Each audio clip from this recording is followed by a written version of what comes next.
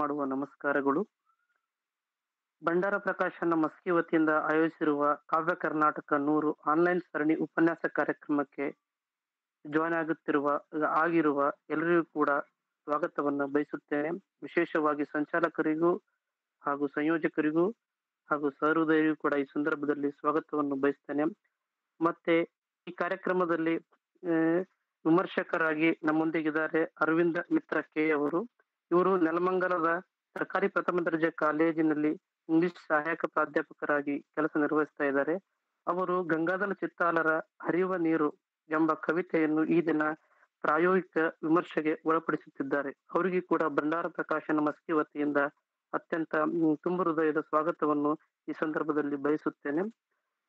ಪ್ರಕೃತಿ ಪೂಜೆಗೆ ಬನ್ನಿರೆಲ್ಲರೂ, ಪ್ರಕೃತಿ ಪೂಜೆಗೆ ಬನ್ನಿರಿ, ಕಣ್ಣು ಹೃದಯಗಳೆರಡನ್ನು ಮಾತ್ರ ಇಲ್ಲಿಗೆ ತನ್ನಿರಿ ಎಂಬ GS ಶಿವರುದ್ರಪ್ಪನವರ ಕವಿತೆಯ ಸಾಲುಗಳನ್ನು ಮನನ ಮಾಡಿಕೊಳ್ಳುವುದರೊಂದಿಗೆ ಈ ದಿನದ ಪ್ರಾಯೋಗಿಕ ವಿಮರ್ಶೆಯನ್ನು ವಿದ್ಯುಕ್ತವಾಗಿ ಚಾಲನೆ ಮಾಡೋಣ ಅಂತ ಈ ಸಂದರ್ಭದಲ್ಲಿ ಹೇಳುತ್ತಾ, ಶ್ರೀಯುತರ ಅರವಿಂದ ಮಿತ್ರ ಕೆ ಅವರು ಇಂಗ್ಲಿಷ್ ಸಹಾಯ ಪ್ರಾಧ್ಯಾಪಕರು, ಸರ್ಕಾರಿ ಪ್ರಥಮ ದರ್ಜೆ ಕಾಲೇಜು ನೆಲಮಂಗಲ.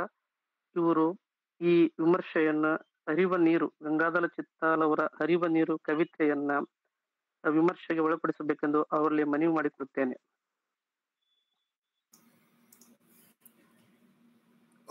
ಎಲ್ಲರಿಗೂ ನಮಸ್ಕಾರ.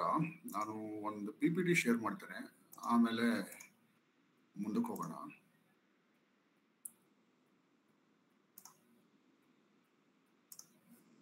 ಕಾಣಿಸ್ತಿದೆ ಅನ್ಕೋತೀನಿ, PPT ಕಾಣಿಸ್ತಿದೆ ಅನ್ಕೋತೀನಿ ಅಲ್ಲ ಸರ್? ಕಾಣಿಸ್ತಾ ಇದೆ. ಓಕೆ, ಎಲ್ಲರಿಗೂ ನಮಸ್ಕಾರ. ತುಂಬಾ ಇಂಟೆನ್ಷನ್ ನಾನು ನನ್ನ ಪರಿಚಯನ ಒಂದು ಸಾಲಲ್ಲಿ ಮಾಡಿ ಅಂತ ರಿಕ್ವೆಸ್ಟ್ ಮಾಡಿದೆ. ಯಾಕಂದ್ರೆ ಇವತ್ತು ನಾನು ನೀವು ಎಲ್ಲರೂ ಕೂಡ ಒಂದೇ ಪ್ಲೇನ್ ಅಲ್ಲಿ ಇದೀವಿ. We are all on the same plane. ಯಾಕೆ ಅಂತ ನಾವು ಮುಂದೆ ನೋಡೋಣ, ಹೇಳ್ತೀನಿ ಏನು ಅಂತ. ಈಗ ಪದ್ಯ ಹೋಗೋಕ್ಕಿಂತ ಮುಂಚೆ ನನಗೆ 4 ರಿಂದ 5 ನಿಮಿಷ, 5 ನಿಮಿಷಕ್ಕಿಂತ ಜಾಸ್ತಿ ಆಗಲ್ಲ, ಪದ್ಯಕ್ಕೆ ಸಂಬಂಧಪಟ್ಟ ಆದ್ರೆ ನೇರ ಅಲ್ಲದೆ ಇರ್ತಕ್ಕಂಥ 1-2 ವಿಷಯಗಳನ್ನ ಮಾತಾಡಬೇಕು. ಮೊದಲಿಗೆ ನಾವು ಪ್ರಶ್ನೆ ಮಾಡ್ಕೊಳ್ಬೇಕಾಗಿರೋದು ಏನಂದ್ರೆ, ಓದುವಿಕೆಯಲ್ಲಿ ಎಷ್ಟು ವಿಧಗಳು ಬರ್ಬೋದು ಅಂತ. ನನ್ನ ಪ್ರಕಾರ 2 ವಿಧ ಅಂತ ನಾನು ಅನ್ಕೋತೀನಿ. ಒಂದು, ಯಾರು ಬರೆದಿರ್ತಾರೆ ಕೃತಿಯನ್ನ, ಆ ಕೃತಿ ಯಾರು ಬರೆದಿರ್ತಾರೆ ಅವರ ಬಗ್ಗೆ ಒಂದಷ್ಟು ಜ್ಞಾನವನ್ನ ಇಟ್ಕೊಂಡು, ಅವರ ಕಾಲ ಇರುವಿಕೆ, ಅವರ ವೈಯಕ್ತಿಕ ಅಥವಾ ಪ್ರೊಫೆಷನಲ್ ಈ ಎಲ್ಲಾ ವಿಷಯಗಳನ್ನ ಇಟ್ಕೊಂಡು ಮೈಂಡ್ ನಲ್ಲಿ ಇಟ್ಕೊಂಡು ಓದ್ತಕ್ಕಂಥದ್ದು ಒಂದು ಬಗೆ. ಆದ್ರೆ ಇನ್ನೊಂದು ಬಗೆ ನಾನಿಲ್ಲಿ ಕ್ವಶನ್ ಮಾರ್ಕ್ ಹಾಕಿದ್ದೀನಿ. ಇನ್ನೊಂದು ಬಗೆ ಗೊತ್ತಿಲ್ಲ, ಇನ್ನೊಂದು ಬಗೆ ಓದು ಗೊತ್ತಿಲ್ಲ ಅಂದ್ರೆ ಯಾವ ರೀತಿ ಅರ್ಥ ಮಾಡ್ಕೊಳ್ಬಹುದು ನಾವುಗಳು ಅಂತಂದ್ರೆ, ನಾನೇನ್ ಹೇಳ್ದೆ, ಕವಿಯ ಒಂದು ಹಿನ್ನೆಲೆನ ಅರಿವಿಟ್ಕೊಂಡು ಓದೋದು, ಮತ್ತೆ ಅವರು ಎಲ್ಲಿದ್ರು, ಹೇಗಿದ್ರು, ಅಥವಾ ಯಾವ ಹಿನ್ನೆಲೆಯಲ್ಲಿ ಬರೆದ್ರು, ಇದನ್ನ ಆಗುತ್ತಲ್ಲ. ಇದ್ರಲ್ಲಿ ಯಾವ್ದಾದ್ರು ಒಂದು ಭಾಗವನ್ನು ಇಟ್ಕೊಂಡು ಈ ಕ್ವಶನ್ ಮಾರ್ಕ್ ಏನ್ ಹಾಕಿದ್ದೀನಿ ಗೊತ್ತಿಲ್ಲ ಅಂತ ಏನ್ ಹೇಳ್ತಾ ಇದ್ದೀನಿ, ಅದನ್ನ ಮಾಡೋದಿರ್ಬೋದು ಒಂದು. ಇಲ್ಲ, ಇದು ಯಾವ್ದು ಅಲ್ಲದೆ ಇನ್ಯಾವುದೋ ಎಲಿಮೆಂಟ್ಸ್ ನ ಇಟ್ಕೊಂಡು ಓದ್ಬೋದು, ಅಥವಾ ಓದ್ತಾ ತಮ್ಮನ್ನೇ ತಾವು ಕಾಣ್ಕೊಳ್ಬಹುದು, ಏನ್ ಬೇಕಾದ್ರೂ ಮಾಡ್ಬೋದು. ಅದು ಇನ್ನೊಂದು ಬಗೆಯ ಗೊತ್ತಿಲ್ಲದೆ ಇರುವ ಓದು. ಅದನ್ನ ಡಿಫೈನ್ ಮಾಡ್ಲಿಕ್ಕೆ ಆಗಲ್ಲ, ಅದನ್ನ ಯಾವುದೇ ಒಂದು ಬ್ರಾಕೆಟ್ ಹಾಕ್ಲಿಕ್ಕೆ ಆಗಲ್ಲ. ಈ ರೀತಿಯ 2 ವಿಶಾಲ ಬಗೆಯ ಓದುಗಳು ಇವೆ ಅಂತ ನಾನು ಅನ್ಕೊಳ್ತೇನೆ. ಒಂದು ಗೊತ್ತಿಲ್ಲದೆ ಇರೋ ಓದುವಿಕೆ, ಅದು ನೀವು ಡಿಫೈನ್ ಮಾಡ್ಲಿಕ್ಕೆ ಆಗಲ್ಲ, ಹೇಳಲಿಕ್ಕೆ ಆಗಲ್ಲ ಏನು ಅಂತ. ಮತ್ತೆ ಈ ಓದಿಗೆ ಕಾಲ ಇರೋಲ್ಲ, ಅಂದ್ರೆ ಈ ಟೈಮಲ್ಲಿ ಓದ್ತಾರೆ, ಆ ತರ ಓದ್ತಾರೆ ಅಂತ. ಮತ್ತೆ ಪರ್ಪಸ್ಸು ಇರಲ್ಲ. ಪರ್ಪಸ್ ಅಂದ್ರೆ ಖುಷಿಗೆ ಓದ್ತಾರ, ದುಃಖಕ್ಕೆ ಓದ್ತಾ ಇದಾರ, ಯಾಕೆ ಓದ್ತೀರ ಅಂತ ಗೊತ್ತಿಲ್ಲ. ಈ ಗೊತ್ತಿಲ್ಲದೆ ಓದುವರ ಸಂಖ್ಯೆ ಕಡಿಮೆ, ಮತ್ತೆ ಇವರು ಒಂದು ಗುಂಪಾಗಿ ಬರಲ್ಲ. ಈ ಕಾನ್ಶಿಯಸ್ ಪಾಯಿಂಟ್ ಅಂತ ಇದೆಯಲ್ಲ, ಅಂದ್ರೆ ಏನಂದ್ರೆ ನಮ್ಗೆ ಗೊತ್ತಿದ್ದು ಓದುವವರು ಒಂದು ಗುಂಪಾಗಿ ಸಿಗ್ತಾರೆ, ಅಥವಾ ಅವ್ರನ್ನ ಐಡೆಂಟಿಫೈ ಮಾಡೋದು ಸುಲಭ. ಈ ಗೊತ್ತಿಲ್ಲದೆ ಓದುವವರು ಅಂದ್ರೆ ಯಾಕೆ ಓದ್ತೀವಿ ಅಂತ ಗೊತ್ತಿಲ್ಲ, ಬಟ್ ಓದ್ತಾ ಇದಾರೆ ಅಲ್ಲ, ಅಥವಾ ನಮ್ಗೆ ರೀಸನ್ ಔಟ್ ಮಾಡ್ಲಿಕ್ಕೆ ಆಗಲ್ಲ. ಸೊ ಆ ಒಂದು ಗುಂಪು ಏನಿದೆ, ಆ ಗುಂಪುನ ಆ ವ್ಯಕ್ತಿಗಳು ಇಂಡಿವಿಜುವಲ್ ಆಗೇ ಇರ್ತಾರ, ಅವರು ಗುಂಪುಗಳಾಗಿ ಮಾಡೋದು ಕಷ್ಟ. ಇದು ನನ್ನ ಅಂಡರ್ಸ್ಟ್ಯಾಂಡಿಂಗ್. ಇದು ಈ ಯಾಕೆ ಹಿನ್ನೆಲೆಯಲ್ಲಿ ಹೇಳಿದೆ ಅಂದ್ರೆ, ನೋಡಿ, ಈ ಸಂದರ್ಭದಲ್ಲಿ ನನ್ನ ಪರಿಚಯನ ಒಂದು ಸಲ ಮಾಡಿ ಅಂತ ಕೇಳಿದೆ. ಯಾಕಂದ್ರೆ ಈಗ ನನ್ನ ಪರಿಚಯ ನಾನು ಮಾಡ್ಕೊಳ್ತೀನಿ. ಈ ಸಂದರ್ಭದಲ್ಲಿ 6:30 7 ಸಂದರ್ಭದಲ್ಲಿ ಒಂದು ಗಮನವನ್ನು ಇಟ್ಕೊಂಡು ಕೂತಾಗ ನಾನು, ನೀವು, ಮತ್ತೆ ಬರ್ದಿರ್ತಕ್ಕಂಥ ಚಿತ್ತಾಲರು ಯಾರು ಅಂತ ನಾವು ಅರ್ಥ ಮಾಡ್ಕೊಳ್ಳೋಣ. ಈಗ ನಾನು ಯಾರು ಅಂತ ಹೇಳ್ತೀನಿ. ನೋಡಿ, ನನ್ನ ಓದಿನ ಹಿನ್ನೆಲೆ ಏನಿದೆ, ನಾನು ಹೈದರಾಬಾದ್ ವಿಶ್ವವಿದ್ಯಾಲಯದಲ್ಲಿ ಓದಿದಾಗ ಅಲ್ಲಿ ಸೆಟ್ ಪ್ಯಾಟರ್ನ್ ಕೋರ್ಸಸ್ ಇರಲ್ಲ, ಕೋರ್ಸಸ್ ತಗೊಳ್ಬೇಕಾಗತ್ತೆ. ನಾನು ತೆಗೆದುಕೊಂಡಿರ್ತಕ್ಕಂಥ ಹಲವು ಕೋರ್ಸ್ಗಳಲ್ಲಿ 3 ಕೋರ್ಸ್ ಮಾತ್ರ ಹೇಳಿ ಮುಗಿಸ್ತೇನೆ. Post modern poetry, cultures of memory, WB Yeats ಅಂತ. ಅದರಲ್ಲಿ ಪೋಸ್ಟ್ ಮಾಡರ್ನ್ ಪೊಯಿಟ್ರಿನ ರಾಜೀವ್ ಸಿ ಕೃಷ್ಣನ್ ಅಂತ ಒಬ್ರು ನನಗೆ ಪಾಠ ಮಾಡ್ತಿದ್ರು. ಅವ್ರೇನ್ ಮಾಡ್ತಿದ್ರು ಅಂದ್ರೆ, ಬೆಳಗ್ಗೆ 2 ದಿನ ಕ್ಲಾಸು, ಮಂಗಳವಾರ ಮತ್ತು ಶುಕ್ರವಾರ. ಮಂಗಳವಾರ ಶುಕ್ರವಾರ 2 ದಿನ ಬೆಳಗ್ಗೆ 7 ರಿಂದ 11 ಗಂಟೆ 3 ಗಂಟೆ ಕ್ಲಾಸ್ ಕಂಟಿನ್ಯೂಸ್. ನಾವೇನು ಮಾಡ್ತಿರ್ಲಿಲ್ಲ. ಪೋಸ್ಟ್ ಮಾಡರ್ನ್ ಪೊಯಿಟ್ರಿ ಅಂದ್ರೆ ಕ್ಲಾಸ್ಗೆ ಹೋಗೋದು 7 ಗಂಟೆಗೆ, 6:50 ಹೋಗ್ತಿದ್ವಿ, ಹೋಗೋದು ಪೋಸ್ಟ್ ಮಾಡರ್ನ್ ಅನೇಕ ಪದ್ಯಗಳನ್ನ ಕೊಡೋರವರು ಅದನ್ನ ಸುಮ್ಮನೆ ಓದ್ತಿದ್ವಿ, ಸುಮ್ಮನೆ ಓದೋದು ಅಷ್ಟೇ. ಒಬ್ಬ ಕವಿಯದೇ 15, 20, 30 ಪದ್ಯಗಳನ್ನ ಓದೋದು ನಮ್ಮ ಕೆಲಸ, ಅದು ಬಿಟ್ರೆ ಬೇರೆ ಮಾಡ್ತಿರ್ಲಿಲ್ಲ. ಸೊ ನಾನು ಈ ರೀತಿಯ ಓದುಗ ಅಂದ್ರೆ ಒಂದು ಕವಿಯ ಒಂದು ಪದ್ಯದಲ್ಲಿ ಅವನದೇ ಹಲವು ಪದ್ಯಗಳ ಸೊಗಡು ಅಥವಾ ಸೊಲ್ಲು ಬರುತ್ತೆ ಅಂತ ನಂಬತಕ್ಕಂಥ ಒಬ್ಬ ನಾನು ಇವತ್ತು ಯಾವುದೋ ಒಂದು ಕವನವನ್ನು ಓದಿದ್ರೆ ಯಾವುದೋ ಒಂದು ದಿನ ನಾನು ಆ ಸಾಲನ್ನ ನೆನಪಿಸ್ಕೋತೀನಿ, ಇನ್ಯಾವಾಗ್ಲೂ ಆ ಸಾಲನ್ನ ನಾನು ಜೀವಿಸ್ತೀನಿ, ಮತ್ತೊಮ್ಮೆ ಆ ಸಾಲ ನಾನು ಇರ್ತೀನಿ. ಹಾಗೆ ನೀವುಗಳು ಯಾರು ಸೇರ್ಕೊಂಡಿದ್ದೀರಾ ಇಲ್ಲಿ ಬಂದು, ಈ ನೀವುಗಳೆಲ್ಲ ಯಾರು ಅಂದ್ರೆ ನೀವು ಕೂಡ ಯಾವುದೋ ಒಂದು ಕವನವನ್ನ ಯಾರೋ ಬಾಯಲ್ಲಿ ಕೇಳಿದಾಗ ಅಥವಾ ನೀವು ಯಾವ್ದೋ ಕವನವನ್ನು ಓದಿದಾಗ ಯಾವುದೋ ಒಂದು ಟೈಮಲ್ಲಿ ಅದನ್ನ ಜೀವಿಸ್ತೀರಿ, ಇರ್ತೀರಿ. ಸೊ ನಾವು ಕವನವನ್ನ ಓದಿದಾಗ ಕವಿ ಮತ್ತೊಮ್ಮೆ ಜೀವನವನ್ನ ಪಡ್ಕೋತಾನೆ, ಜೀವಂತಿಕೆಯನ್ನ ಪಡ್ಕೋತಾನೆ. ಅದು ಬದುಕಿರ್ಲಿ ಬದುಕಿಲ್ದೇ ಇರ್ಲಿ, ಅವನ ಕವನವನ್ನ ಓದಿದಾಗ ನಮ್ಮಲ್ಲಿ ಜೀವಂತಿಕೆ ಪಡ್ಕೊಂಡು ನಾವು ಮತ್ತು ಅವನ ಕವಿತೆಯ ಮೂಲಕ ಮುಖಾಮುಖಿಯಾಗಿ ಮತ್ತೊಮ್ಮೆ ನಮ್ಮಲ್ಲಿ ಬಂದು ಹಲವು ವಿಚಾರಗಳನ್ನ ಸೃಷ್ಟಿಸ್ತಕ್ಕಂಥ ಒಂದು ಪ್ರಕ್ರಿಯೆಯಲ್ಲಿ ಈ ಒಂದು ಗಂಟೆ ನಾವೆಲ್ಲರೂ ಕೂಡ ಮಾಡ್ತೀವಿ ಅಂತ ನಾನು ಹೇಳಕ್ಕೆ ಇಷ್ಟಪಡ್ತೇನೆ. ಈಗ ಒಬ್ಬ ಕವಿಯ ಕವನವನ್ನ ನಾವು ತಗೊಂಡಾಗ ಆ ಕವಿಯ ಜೀವನದಲ್ಲಿ ಏನಾಗಿರ್ಬೋದು ನೋಡಿ. ಆ ಕವಿ ಒಂದು ಕವನದ ಹುಟ್ಟುವಿನಂತೆ ಅವನ ಅಣ್ಣ, ತಾಯಿ, ಹೆಂಡತಿ, ಸುಧೀರ ಅಂದ್ರೆ ಒಂದು ಸಂಬಂಧಿಕ ಅಂತ ಅನ್ಕೊಳ್ಳಿ, ಯಾರೊಬ್ಬ ಸಂಬಂಧಿಕ ಅಂತ ಅನ್ಕೊಳ್ಳಿ, ಸಂಬಂಧಗಳು ಇರ್ತಾವ ಅವನಿಗೆ. ಹಾಗೆ ಅವನ ಜಗತ್ತಿನಲ್ಲಿ ಕಾಮವಿರ್ತಾರೆ, ಅಂದ್ರೆ ತೃಷ್ಣ ಇರ್ತಾರೆ, ಅಂದ್ರೆ ಅವನಿಗೆ ಬೇಡಿಕೆ ಇರ್ತಾರೆ, ಆಸೆ ಆಕಾಂಕ್ಷೆಗಳಿರ್ತಾರೆ.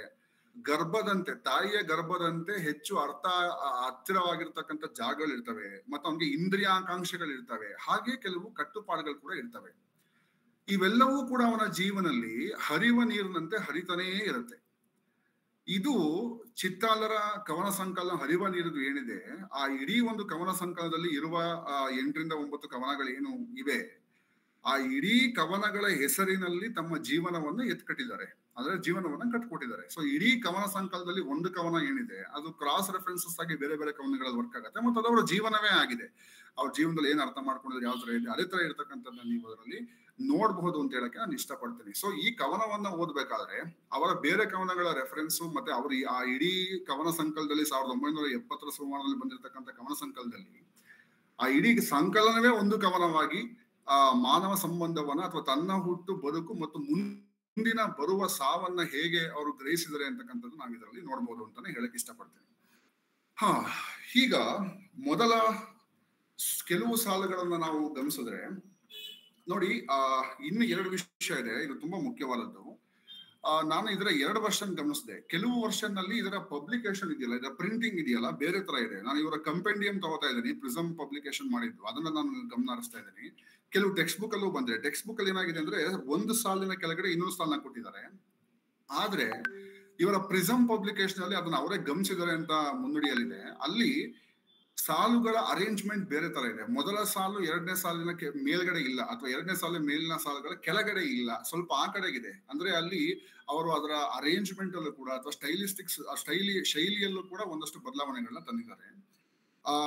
ಇದು ಅತಿ ದೊಡ್ಡ ಅವರ ಇದರಲ್ಲಿ ಕೆಲವು ದೊಡ್ಡ ಪದ್ಯಗಳಿವೆ, ಅದರಲ್ಲಿ one of the big poems ಇದು ಕೂಡ ಅಂತ ನಾವು ಅನ್ಕೊಳ್ಬಹುದು. ನೋಡಿ, ಹರಿವ ನೀರಿದು ಒಂದು ಪೀರಿಯಡ್ ಕೊಡ್ತಾರೆ. ಅಂದ್ರೆ ಇದು ಯಾವುದೋ ಒಬ್ಬ ವ್ಯಕ್ತಿ ಒಂದು ನೀರಿನ ಬಗ್ಗೆ, ಅಂದ್ರೆ ಜಲದ ಬಗ್ಗೆ ಅಥವಾ ನೀರಿನ ಮಾಮೂಲಿ ಒಂದು ಏನು ಗುಣ ಇದೆ ಅದರ ಬಗ್ಗೆ ಹೇಳ್ತಿರೋದು.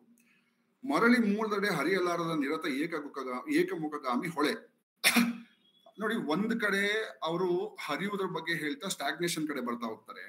ಹಾಗೇನೆ ಮರೆಯಲೊಡಗುವ ನಿರಂತರ ಪಾತ್ರ ಹರಿದಷ್ಟು ಸುತ್ತುವರಿದು ಇದೀಗ ಈ ಕ್ಷಣವಾಗಿಯೇ ಮಾತ್ರ. ಅಂದ್ರೆ ಹರಿಬೇಕಾದ್ರೆ ಅಥವಾ ಚಲನಶೀಲವಾಗಿರ್ತಕ್ಕಂಥ ಒಂದು ಪ್ರಕ್ರಿಯೆಯಲ್ಲಿ ನಾವು ಒಂದು ಪಾತ್ರವನ್ನ, ಒಂದು ಸ್ಕೋಪ್ ಅನ್ನ ಅಥವಾ ಒಂದು ಜಗತ್ತನ್ನ ಸೃಷ್ಟಿಸ್ಕೊಂಡು ಹೋಗ್ತಾ ಇರ್ತೀವಿ.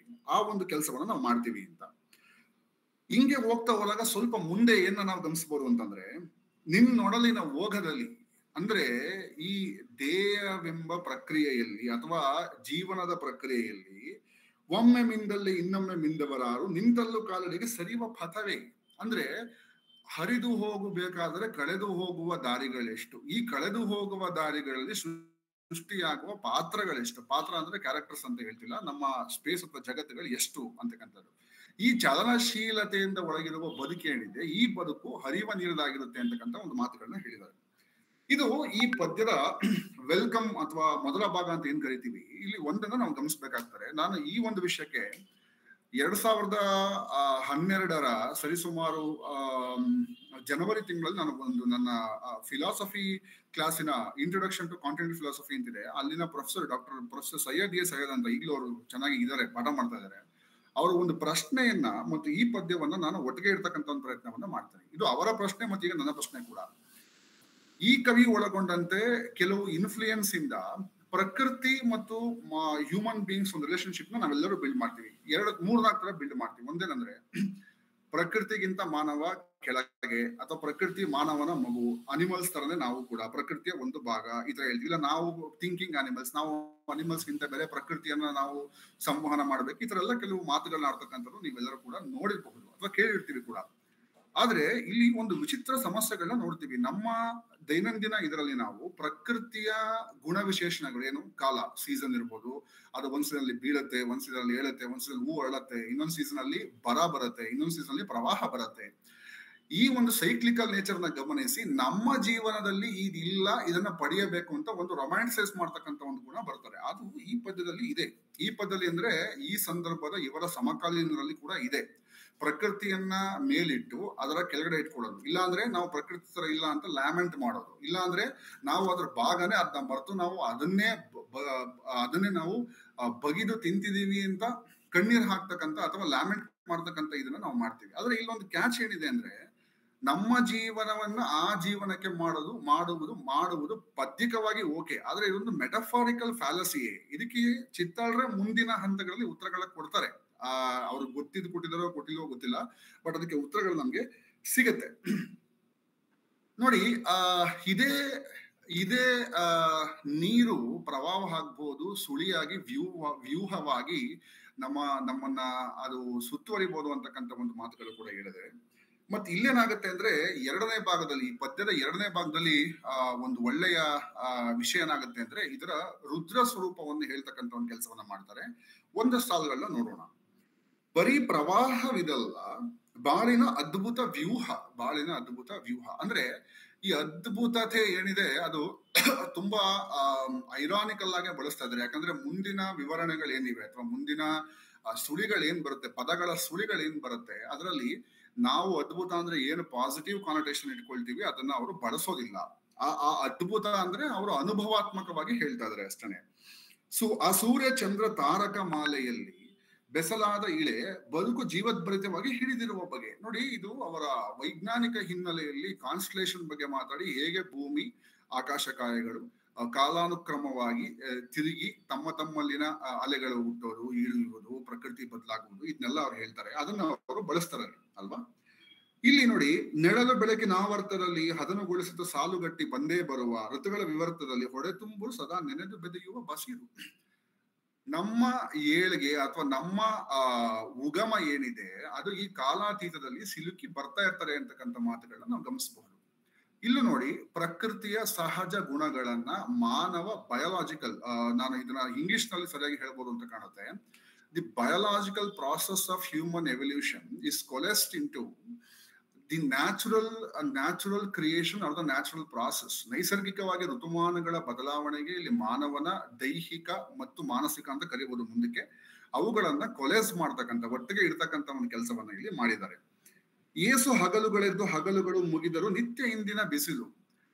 ಈ ವರ್ತಮಾನ ಅನ್ನೋದು ಏನಿದೆ ಅದು ಎಷ್ಟು ಹಿಂದೆ ಅಥವಾ ಎಷ್ಟು ಪಾಸ್ಟ್ ಹಿಡ್ಕೊಂಡ್ರು ಕೂಡ ನಮ್ಗೆ ಅದು ಹೊಸದಾಗಿ ಕಾಣುತ್ತೆ. ಅಂದ್ರೆ ಯಾವ ಅರ್ಥದಲ್ಲಿ ಹೇಳ್ತಾರೆ ಅಂದ್ರೆ ಪ್ರೆಸೆಂಟ್ ಅನ್ನೋದು ಬಂದೇ ಬರುತ್ತೆ ಅಂತ. ಬೇಡ ಅಂದ್ರೂ ಕೂಡ ನಮ್ಮ ಒಂದು ಮನಸ್ಸಿನಲ್ಲಿ ಅಥವಾ ನಮ್ಮ ಜೀವನದಲ್ಲಿ ಈ ತರದ್ದು ಕಾಲದ ಬಂದೇ ಬರುತ್ತೆ ಅಂತಕ್ಕಂಥದ್ದು ನಾವು ಹೇಳೋದನ್ನ ನಾವು ನೋಡ್ಬೋದು. ಸೊ ನೋಡಿ, ಮುಂದಕ್ಕೆ ಹೋದ್ರೆ, ವರ್ತಮಾನ ಅಂಗಳದಲ್ಲಿ ಒಕ್ಕಿದಷ್ಟು ಬೆಳೆಯುವ ಭವಿತವ್ಯತೆಯ ಪೈರು. ಅಂದ್ರೆ ಎಷ್ಟೇ ಹಳೆಯದಾದರೂ ಕೂಡ ಹೇಗೆ ಜೀವನ ಕ್ರಮದಲ್ಲಿ ಪ್ರಕೃತಿಯಲ್ಲಿ ಮುಂದೆ ಬರುತ್ತೋ ಅಥವಾ ಹೊಸ ಹುಟ್ಟುಗಳಾಗುತ್ತೋ ಹಾಗೆ ಜೀವನವಿದೆ ಅಂತಕ್ಕಂಥದ್ದು ನಾವು ಇದರಲ್ಲಿ ನೋಡ್ಬೋದು. ಇಲ್ಲಿ 2 ವಿಷಯಗಳನ್ನ ನಾವು ನೋಡ್ಬೋದು. 1 ಮತ್ತು 2ರಲ್ಲಿ ನೋಡಿ, ಹೇಗೆ ಒಂದು ಹರಿಯುವ ನೀರಿನ ಉಗಮವನ್ನ ಮತ್ತು ಏಕಮುಖಗಾಮಿಯಾಗಿ ಹೇಳ್ತಾರೆ. 2ನೇ ವಿಷಯದಲ್ಲಿ ಅದನ್ನ ಸುಳಿಯಾಗಿ ಪರಿವರ್ತಿಸ್ತಾರೆ. ಅಂದ್ರೆ ಮಾನವ ಜೀವನವನ್ನ ಸರ್ಕ್ಯುಲರ್ ಮೋಷನ್ ಅಲ್ಲಿ ನೋಡ್ತಾರೆ, ಪ್ರಕೃತಿಯನ್ನ ಅವರು ಲೀನಿಯರ್ ಮೋಷನ್ ಅಲ್ಲಿ ನೋಡ್ತಾ ಇದ್ದಾರೆ. ಮತ್ತು ಇವೆರಡುಗಳ ಮಧ್ಯೆ ಒಂದು ಸಿಮಿಲಾರಿಟಿ ಮತ್ತು ಭಿನ್ನತೆಯನ್ನ, ಒಂದು ಡಿಫರೆನ್ಸ್ ಮತ್ತು ಸಿಮಿಲಾರಿಟಿ ಎರಡನ್ನೂ ಕೂಡ ಅವ್ರು ಮಾಡ್ತಕ್ಕಂಥ ಒಂದು ಕೆಲಸವನ್ನ ಅದರಲ್ಲಿ ಅದಕ್ಕೆ ಕಾಣುತ್ತೆ ನಿಮ್ಗೆ, ಅದನ್ನ ಯಾವ ತರ ಮಾಡಿದ್ದಾರೆ ಅಂತಕ್ಕಂಥದ್ದು ನಿಮ್ಗೆ ಕಾಣುತ್ತೆ.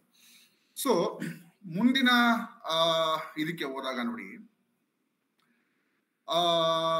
ಇಲ್ಲಿ ನೋಡಿ, ಅದೇ ತಾನೇ ಹುಟ್ಟಿ ಹೆದಳುವ ಹಸುಳೆಗೇಕೆ ಹೊತ್ತಿನ ಚಿಂತೆ, ಬಾಯಿ ತುಂಬಾ ಮೊಲೆಯಾಗಿ ಜಗ ಉಣಿಸುತ್ತಿರುವಾಗ.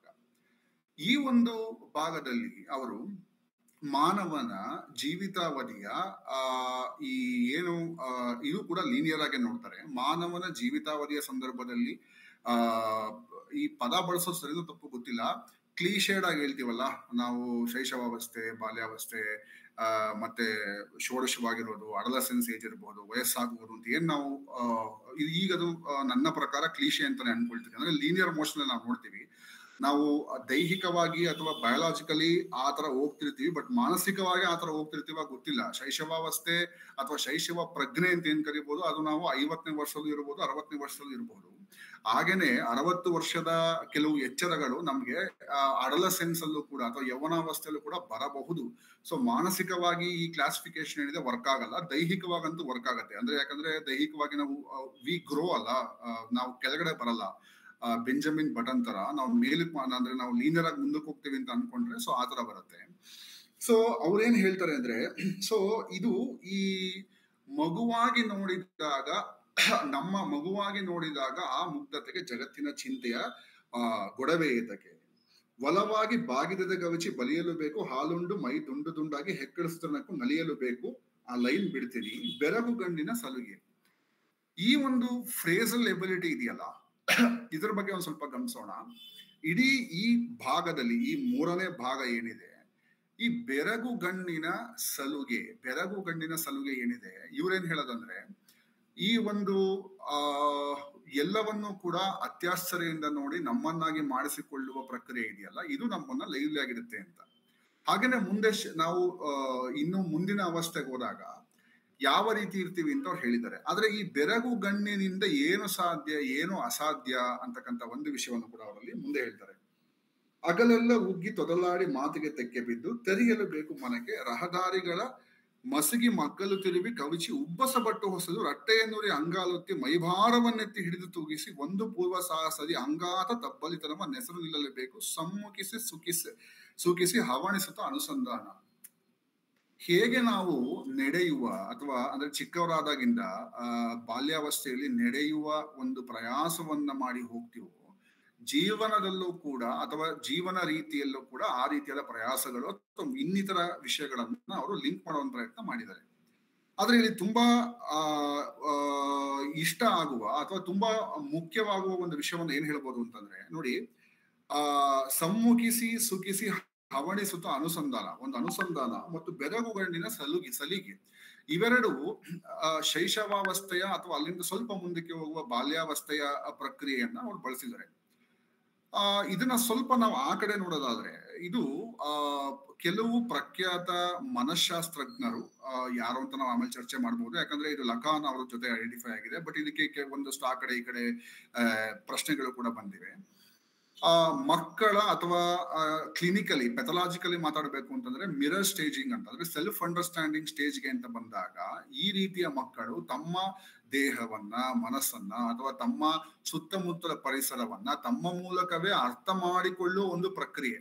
ಆ ಇಡೀ ಸೈಕಲಾಜಿಕಲ್ ಪ್ರಕ್ರಿಯೆಯನ್ನ ಚಿತ್ತಾಲರು ಇಲ್ಲಿ ಕೆಲವು ಪದಗುಚ್ಛಗಳೊಂದಿಗೆ, ಅಂದ್ರೆ ನಮ್ಮ ದೈಹಿಕ ಕ್ರಿಯೆಗಳನ್ನ ಪದಗುಚ್ಛಗಳಲ್ಲಿ ಬಳಸಿ ಹೇಳ್ತಕ್ಕಂಥ ಒಂದು ಕೆಲಸವನ್ನ ಅವರಲ್ಲಿ ಮಾಡಿದ್ದಾರೆ.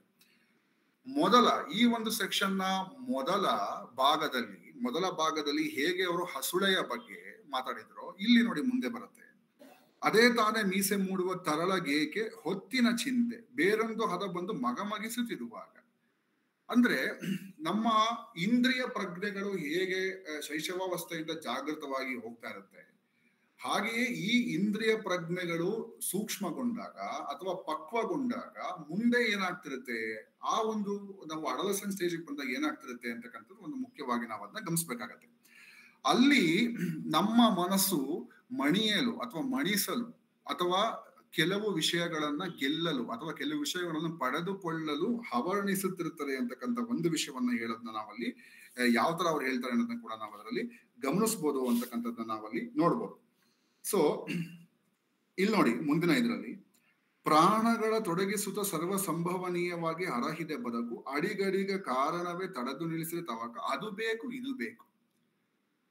ನಮ್ಮ ಮನಸ್ಸಿನ ತವಕದಲ್ಲಿ ತೃಷ್ಣ ಅಥವಾ ಅಪೇಕ್ಷೆಗಳು ಜಾಸ್ತಿ ಆದಾಗ ಯಾವ ರೀತಿ ಮನ ಬದಲಾವಣೆ ಆಗ್ತದೆ, ಸೆಲ್ಫ್ ಅಂಡರ್ಸ್ಟ್ಯಾಂಡಿಂಗ್ ಇಂದ ಮನಸ್ಸು ಬದಲಾವಣೆಗಳು ಹೇಗಾಗ್ತದೆ ಅಂತಕ್ಕಂಥ ಪ್ರಕ್ರಿಯೆಯಲ್ಲಿ ಬಂದಿದೆ.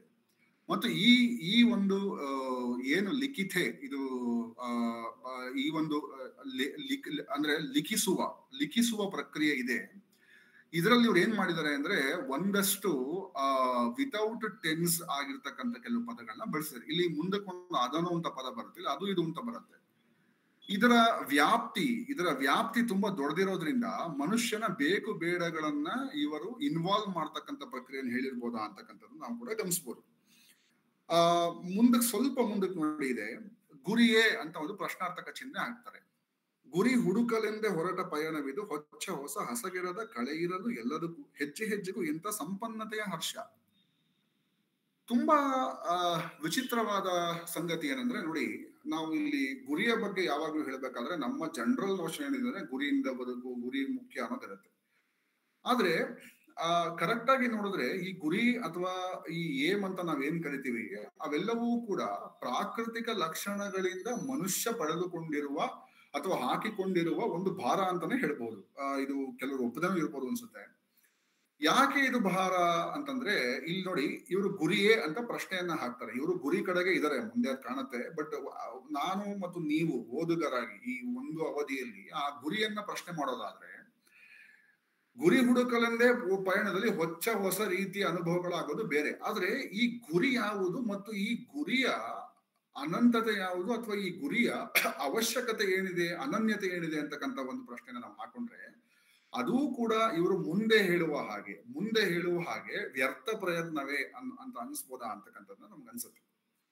ಮುಂದೆ ನೋಡಿ, ಇನ್ನೇರಲಿದೆ ಹಗಲು ಮಜಲಾಗಿ ಸುತ್ತಲೂ ಬೀಳುವ ಸುಖತಾಪ, ತಲೆಗಡರಲಿದೆ ಇನ್ನು ಬಿಳಿ ಸೊಡರಿನಂತಿರುವುದು ಮುಗಿಯದೆನಿಸುವ ಮತ್ತ ಮಧ್ಯಾಹ್ನ. ಇಲ್ಲಿ ದಿನಮಾನದ ಕಾಲದಲ್ಲಿ ನಮ್ಮ ಜೀವನವನ್ನ ಹೇಳ್ತಾ ಅದರಲ್ಲಿ ಹೇಗೆ ನಾವು ಸಿಲುಕಿದ್ದೀವಿ ಅಂತಕ್ಕಂಥ ಒಂದು ಮಾತನ್ನ ಹೇಳ್ತಾರೆ. ಕೊನೆಯ 4 ಸಾಲುಗಳನ್ನ ಗಮನಿಸೋದಾದ್ರೆ, ಆಚೆ ಕಂದರಲ್ಲಿ ತಲೆಮರೆಸಿ ಚಾಚಿಯ ಮರಣ, ಬವಣೆಯೇ ಬಳಲಿಕೆ ಯಾರಿಗದರ ಎಚ್ಚರ ಕಂಡು ಕಟ್ಟಿದ ಸುತ್ತ ಏರಿಕೆ ಇದೆ ಚಿನ್ನ. ನೋಡಿ, ಈಗ ಎಷ್ಟು ನಮ್ಮ ಜೀವನದ ದಾರಿಯಲ್ಲಿ ಅಥವಾ ಜೀವನದ ವಿಷಯದಲ್ಲಿ ನಾವು ಮುಂದಕ್ಕೆ ಹೋಗ್ಬೇಕಾದ್ರೆ ನಮ್ಮ ಜೀವನದ ಚಿಹ್ನೆ ಅಥವಾ ನಮ್ಮ ಜೀವನದ ಉಳಿಕೆ ಏನು ಅಂತಂದ್ರೆ ಅದು ದುಃಖಗಳಾಗತ್ತೆ ಅಂತಕ್ಕಂಥ ಒಂದು ಮಾತನ್ನು ಬರುತ್ತೆ. ಮತ್ತೆ ಇನ್ನೊಂದು ವಿಷಯ, ನಾನು ಇಲ್ಲಿ ಕ್ರಿಯೇಟ್ ಮಾಡಿರ್ತಕ್ಕಂಥ ಸ್ಲೈಡ್ ನಲ್ಲಿ ಒಂದಷ್ಟು ಹೆಸರುಗಳನ್ನ ಅಥವಾ ಒಂದಷ್ಟು ಹೆಸರು ಅಂತ ಹೇಳೋದಿಲ್ಲ, ಒಂದಷ್ಟು ಇಲ್ಲಿಯ ಪದಗಳನ್ನ ಮತ್ತು ಇಲ್ಲಿಯ ಆಶಯಗಳನ್ನ ಹಾಕುವ ಪ್ರಯತ್ನವನ್ನ ಮಾಡಿದ್ದೀನಿ. ಮತ್ತು ಇದು ನಿಮ್ಗೆ ವೃತ್ತಾಕಾರದಲ್ಲಿ ಕಾಣಬಹುದು. ಯಾಕೆಂದ್ರೆ ಕವಿ ಇದನ್ನ ಲೀನಿಯರ್ ಆಗಿ ಸ್ಟಾರ್ಟ್ ಮಾಡಿದ್ರು ಕೂಡ ಮಾನವ ಜೀವನವನ್ನ ವ್ಯೂಹದಲ್ಲಿ ನೋಡುವ ಒಂದು ಪ್ರಕ್ರಿಯೆಯನ್ನ ಮಾಡಿದ್ದಾರೆ. ಸೊ ಈ ಸೆಕ್ಷನ್ ನಲ್ಲಿ ಅವರು ಆ ವ್ಯೂಹತೆಯನ್ನ ಇಂಟ್ರಡ್ಯೂಸ್ ಮಾಡ್ತಾರೆ. ಸೊ ಕಾಲಾವಧಿಯಲ್ಲಿ ಗುರಿಯಿಂದ ಹೋಗಬೇಕಾದರೆ ನಮಗೆ ದೀಪ ಜ್ಯೋತಿ ಕಾಣಬಹುದೇ, ಬೆಳಕು ಸೊಡರು ಕಾಣಬಹುದೇ, ಬೆಳಕು ಇರಬಹುದೇ ಅಂತಕ್ಕಂಥ ಒಂದು ಪ್ರಶ್ನೆಯನ್ನ ಅವರು ಇಲ್ಲಿ ಎಕ್ಸ್ಪ್ಲೋರ್ ಮಾಡ್ತಕ್ಕಂಥ ಒಂದು ಕಂಡೀಷನ್ ಇದೆ ಅಂತ ನಾವಲ್ಲಿ ಅನ್ಕೊಳ್ಬಹುದು. ಸೊ ಈ ಜೀವನದಲ್ಲಿ ನಾವು ಮುಂದುವರೆದಾಗ ನೋಡಿ, ಈ ಜೀವನದಲ್ಲೇ ಮುಂದುವರಿದಾಗ ನಮ್ಗೆ ಏನೇನು ಅನ್ನಿಸ್ಬಹುದು ಅಂತಕ್ಕಂಥ ಒಂದು ಪ್ರಶ್ನೆಯನ್ನ ನಾವು ಗಮನಿಸೋಣ.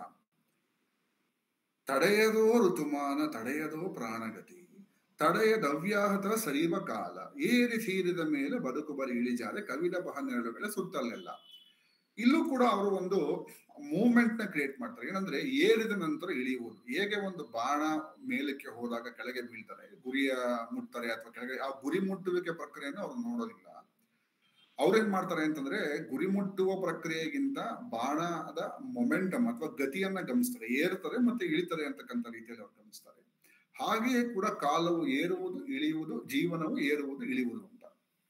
ಮೊದಲ ಪಾಯಿಂಟ್, ನನ್ನ ತತ್ವಜ್ಞಾನ ಪ್ರಾಧ್ಯಾಪಕರು ನಮ್ಗೆಲ್ಲ ಕೇಳಿರ್ತಕ್ಕಂಥ ಪ್ರಶ್ನೆಯನ್ನೇ ಇಲ್ಲೂ ಎತ್ತುವೆ, ಹಾಗೂ ಮುಂದಕ್ಕೆ ಕೂಡ ಅದನ್ನ ನೋಡಬಹುದು. ಇಲ್ಲಿ ಕ್ರಾಸ್ ರೆಫರೆನ್ಸಸ್ ತುಂಬಾ ಡೈರೆಕ್ಟ್ ಆಗಿ ಬರುತ್ತೆ. ಅಂದ್ರೆ ನೋಡಿ, ಋತುಮಾನ ಹೇಗೆ ಋತುಗಳಲ್ಲಿ ಬದಲಾವಣೆ ತಡೆಯದಿರುವ ಬದಲಾವಣೆಗಳಾಗ್ತದೋ ಹಾಗೆ ಗತಿಯಲ್ಲೂ ಕೂಡ ಪ್ರಾಣದ ಗತಿಯಲ್ಲೂ ಬದಲಾವಣೆಗಳಾಗ್ತದೋ ಹಾಗೆ ಜೀವನದಲ್ಲಿ ಏರುಪೇರುಗಳು ಇರ್ತದೆ ಅಂತ. ಇಲ್ಲಿ ಏರು ಮತ್ತು ತಗ್ಗುಗಳನ್ನ ಏನಂತ ಕನ್ಸಿಡರ್ ಮಾಡೋಣ ಅಂತಕ್ಕಂಥದ್ದನ್ನ ನೋಡೋಣ. ನಾನು ನನ್ನ ಸ್ಲೈಡ್ ಅಲ್ಲಿ ಮತ್ತೆ ಹಿಂದಕ್ಕೆ ಹೋಗ್ತೀನಿ, ಒಂದಷ್ಟು ಹಿಂದಕ್ಕೆ ಹೋಗ್ಬೇಕಾಗತ್ತೆ. ಯಾಕೆ ಅಂತ ನಾನು ಹೇಳ್ತೀನಿ.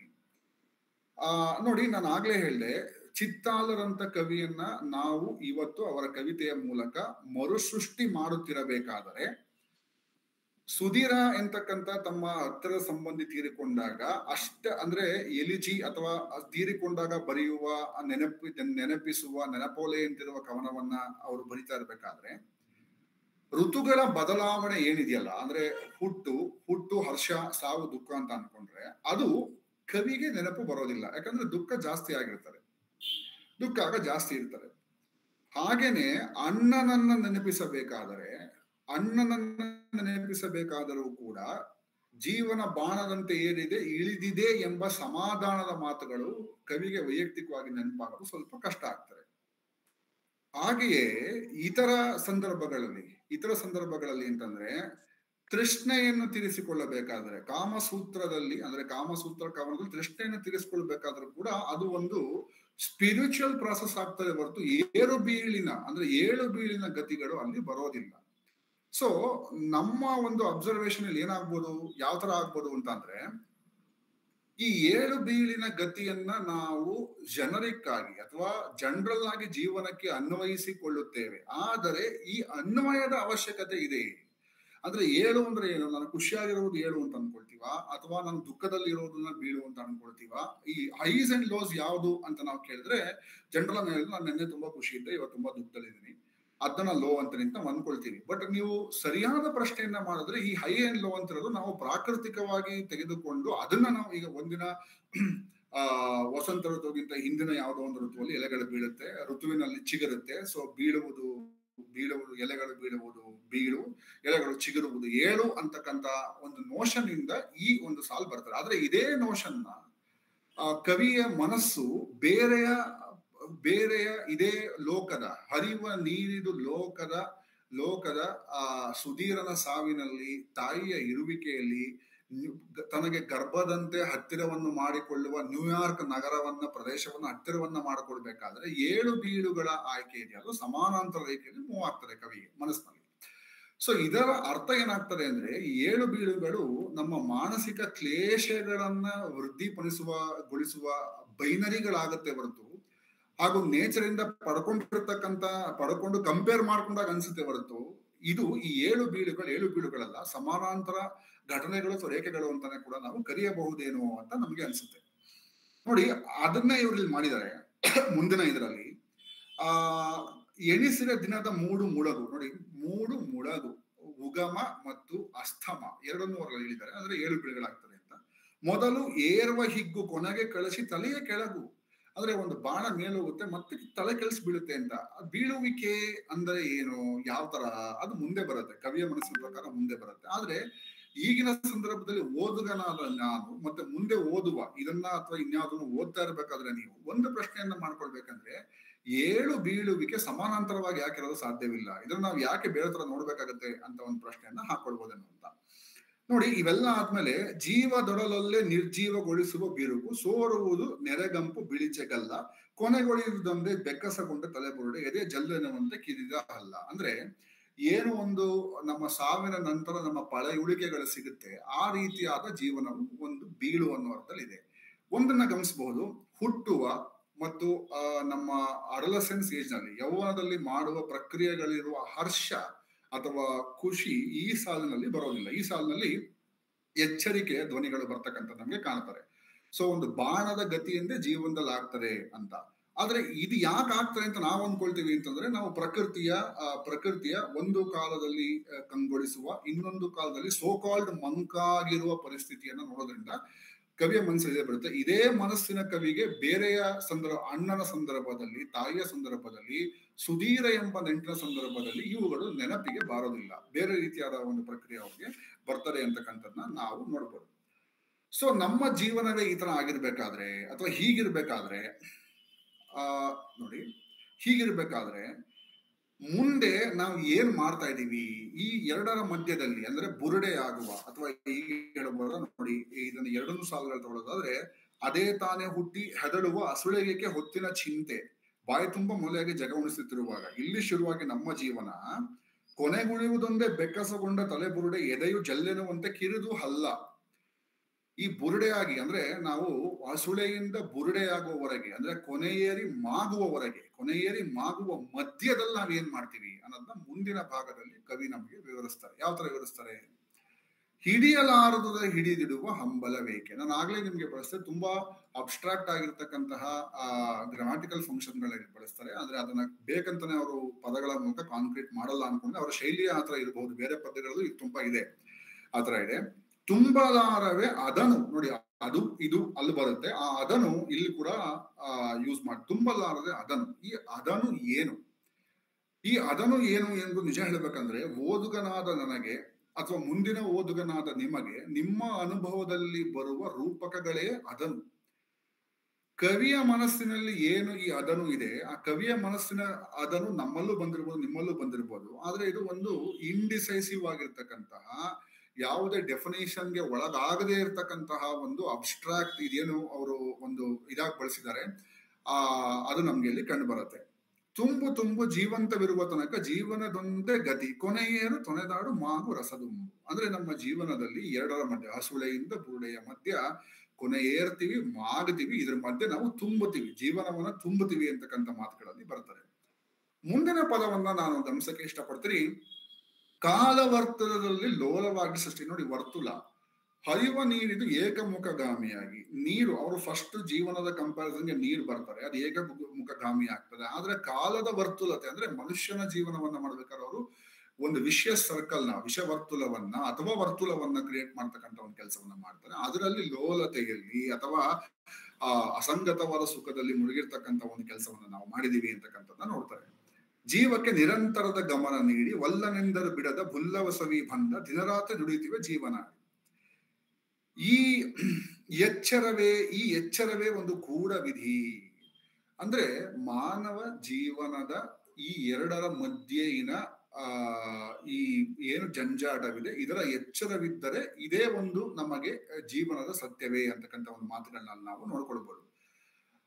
ಇದು ಕೂಡ ಏನಾಗ್ತದೆ ಅಂತಂದ್ರೆ, ಒಂದು ಡೆತ್ ನ ಒಂದು ಸ್ಯಾಡ್ ನೋಟ್ ಬೈನರಿ ಆಗಿ, ಹುಟ್ಟನ್ನ ಒಂದು ಗುಡ್ ನೋಟ್ ಬೈನರಿ ಆಗಿ, ಇದರ ಮಧ್ಯೆ ಇರುವ ಸಮಸ್ಯೆಗಳನ್ನ ನಾವು ಹೊಂದಾಣಿಸ್ಕೊಂಡು ಹೋಗ್ತಕ್ಕಂಥ ಒಂದು ಮಾತನ್ನ ಹೇಳೋದೇನಿದೆ, ಆ ಒಂದು ಪ್ರಕ್ರಿಯೆಯಲ್ಲಿ ನಡೀತಾ ಇದೆ ಅಂತ ನಾವು ಹೇಳ್ಬೋದು. ನೋಡಿ, ಕಣ್ತರದ ಕ್ಷಣದಿಂದ ಪ್ರಾಣಾಶ್ವಗಳ ದೌಡು ತಡೆಯವರಾರಿದನು ಇರುವ ತನಕ ತ್ರಾಣ. ಇದು ಅವೇರ್ನೆಸ್ ಇದ್ರೂ ಕೂಡ ಇದೇ ಮಾಡ್ತಿರ್ತೀವ ಅಥವಾ ಏನ್ ಮಾಡ್ತೀವ ಅಂತ ನೋಡಿದ್ರೆ, ಹೌದು, ನಮ್ಗೆ ಗೊತ್ತಿದ್ದು ಕೂಡ ಜೀವನದ ಜಂಜಾಟದಲ್ಲಿ ಮುಳುಗಿ ಎರಡರ ಮಧ್ಯೆ ಇರ್ತೀವಿ ಅಂತಕ್ಕಂಥ ಒಂದು ಮಾತಲ್ಲಿ ಬರುತ್ತೆ.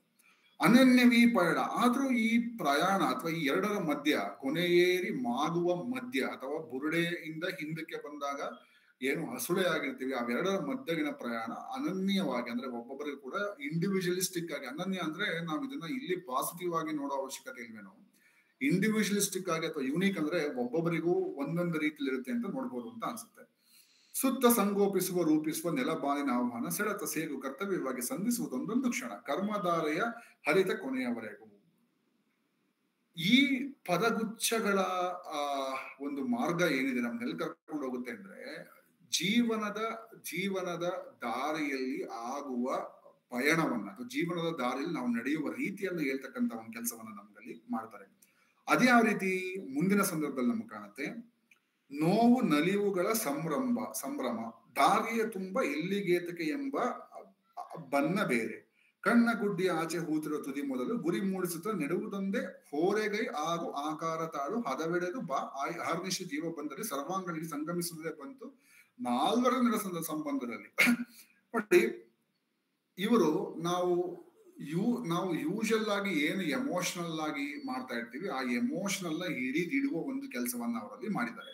ಮತ್ತು ಈ ಹಿಡಿದಿಡುವ ಕೆಲಸದಲ್ಲಿ ಅವ್ರು ಏನ್ ಮಾಡಿದ್ದಾರೆ ಅಂದ್ರೆ, ಬೆಳಗು ಬೈಗು ದಿನರಾತ್ರಿಗಳ ಬೈನರಿಯನ್ನ ಯೂಸ್ ಮಾಡಿ ಹಾಗೆ ನಮ್ಮ ಜೀವನಗಳಲ್ಲಿ ಈ ರೀತಿಯ ಮಾದರಿ ನಾವು ಹೋಗ್ತಾ ಇದೀವಿ ಅಂತಕ್ಕಂಥದ್ದನ್ನ ಅವರು ನಮ್ಮಲ್ಲಿ ಹೇಳಿದ್ದಾರೆ. ಇಲ್ಲಿ ನೋಡಿ, ಇದರ ಕೊನೆಯ ಸಾಲನ್ನ ಈ ಸೆಕ್ಷನ್ ನ ಕೊನೆಯ ಸಾಲಿನಲ್ಲಿ ನಾವು ಗಮನಿಸೋದಾದ್ರೆ, ಹೊಡೆ ತುಂಬಿ ನಿಂತಷ್ಟೇ ಉಡಿ ತುಂಬಿ ಬಂದಷ್ಟೇ ದಾರಿಯ ಫಲ. ನಾವು ಕಟ್ಟಷ್ಟು ಪಡೆದಷ್ಟು ನಮಗೆ ಅದರಿಂದ ಅನುಭವವಾಗುವುದು. ಹೊತ್ತು ಮುಗಿಯುವಾಗೆ ಜೀವದ ಹೊರಳು ನೋಟಕ್ಕೆ ಸೋಕಿದರೆ ಸಾಕು ಧನ್ಯತೆಯ ಇನ್ನು. ಹಿಡಿಯಲಾರದ ಹಿಡಿದಿರುವ ಹಂಬಲಬೇಕೆ ಅದನ್ನು ತುಂಬಲಬಹುದು ತುಂಬು ತುಂಬು. ಅಂದ್ರೆ ಯಾವ ಗುರಿಯನ್ನು ಸಾಧಿಸಲಾಗಲಾಗದೋ ಅದರ ಹಮ್ಮು ಅಥವಾ ಅದರ ಅವಶ್ಯಕತೆ ಅಥವಾ ಅದನ್ನು ಹೊಂದುವ ಅವಶ್ಯಕತೆ ಏನಿದೆ, ಸಿಕ್ಕಿದ್ದನ್ನು ಅಂದ್ರೆ ನೋಡಿ ಅಲ್ಲೇ ಹೇಳ್ತಾರಲ್ಲ, ಉಡಿ ತುಂಬಿ ಬಂದಷ್ಟೇ. ಎಷ್ಟು ನಮ್ಮ ಉಡಿಯಲ್ಲಿ ಬೀಳ್ತಾರೆ ಅದನ್ನ ಪಡೆಯುವ ಒಂದು ದಾರಿ ಸಾಧ್ಯವೇ? ಇದೇ ನಮ್ಮ ನಶ್ವರತೆಯಲ್ಲಿ ವಿಶ್ವಾಸದ ಮತ್ತು ಯಶಸ್ಸಿನ ಮಾರ್ಗವಾಗಬಹುದೇ ಅಂತಕ್ಕಂಥ ಒಂದು ಮಾತನ್ನ ನಾವು ಅದರಲ್ಲಿ ನೋಡಬಹುದು. ಇಲ್ಲಿ ಬರುವ ಒಂದು ಸ್ಮಾಲ್ ಹೋಪ್ ಏನಿದೆ, ಅಂದ್ರೆ ನಾವು ಜೀವನದಲ್ಲಿ ಪಡೆಯುವ ಅನುಭವದ ಒಂದು ಸ್ಮಾಲ್ ಹೋಪ್ ಏನಿದೆ, ಮುಂದಿನ ಒಂದು ಸೆಕ್ಷನ್ ಬಂದಾಗ ಅಥವಾ ಮುಂದಿನ ಸೆಕ್ಷನ್ ಕೆಳಗಡೆ ಹೋದಾಗ ಅದು ಮರ್ತ್ಯರ ನಾಡಾಗಿ ಬದಲಾಗುತ್ತದೆ. ಮರ್ತ್ಯರ ನಾಡಾಗಿ ಬೆಳಕಿದ್ದು ಕೂಡ ಬೆಳಕಿಲ್ಲದೆ ಇರತಕ್ಕಂತಹ ಒಂದು ಸಂದರ್ಭ ಬರ್ತಾರೆ. ಬೆಳಕಿರ್ತದೆ ಆದ್ರೆ ಬೆಳಕು ಮಾಗುತ್ತದೆ, ಬೆಳಕು ಆರ್ತದೆ. ಕ್ಯಾಂಡಲ್ ಅಥವಾ ದೀಪ ಏನಿದೆ, ಆ ದೀಪವು ನಶಿಸಿದಾಗ ಆಗ್ತಕ್ಕಂಥ ಕತ್ತಲೆಯಲ್ಲೂ ಕೂಡ ನಮ್ಮ ಜೀವನ ಕೂಡಿರ್ತಾರೆ. ಸೊ ನಾವು ಮರ್ತ್ಯರ ನಾಡಿನಲ್ಲಿ ಇದೀವಿ ಅಂತಕ್ಕಂಥ ಒಂದು ಇದು ಬರ್ತಾರೆ.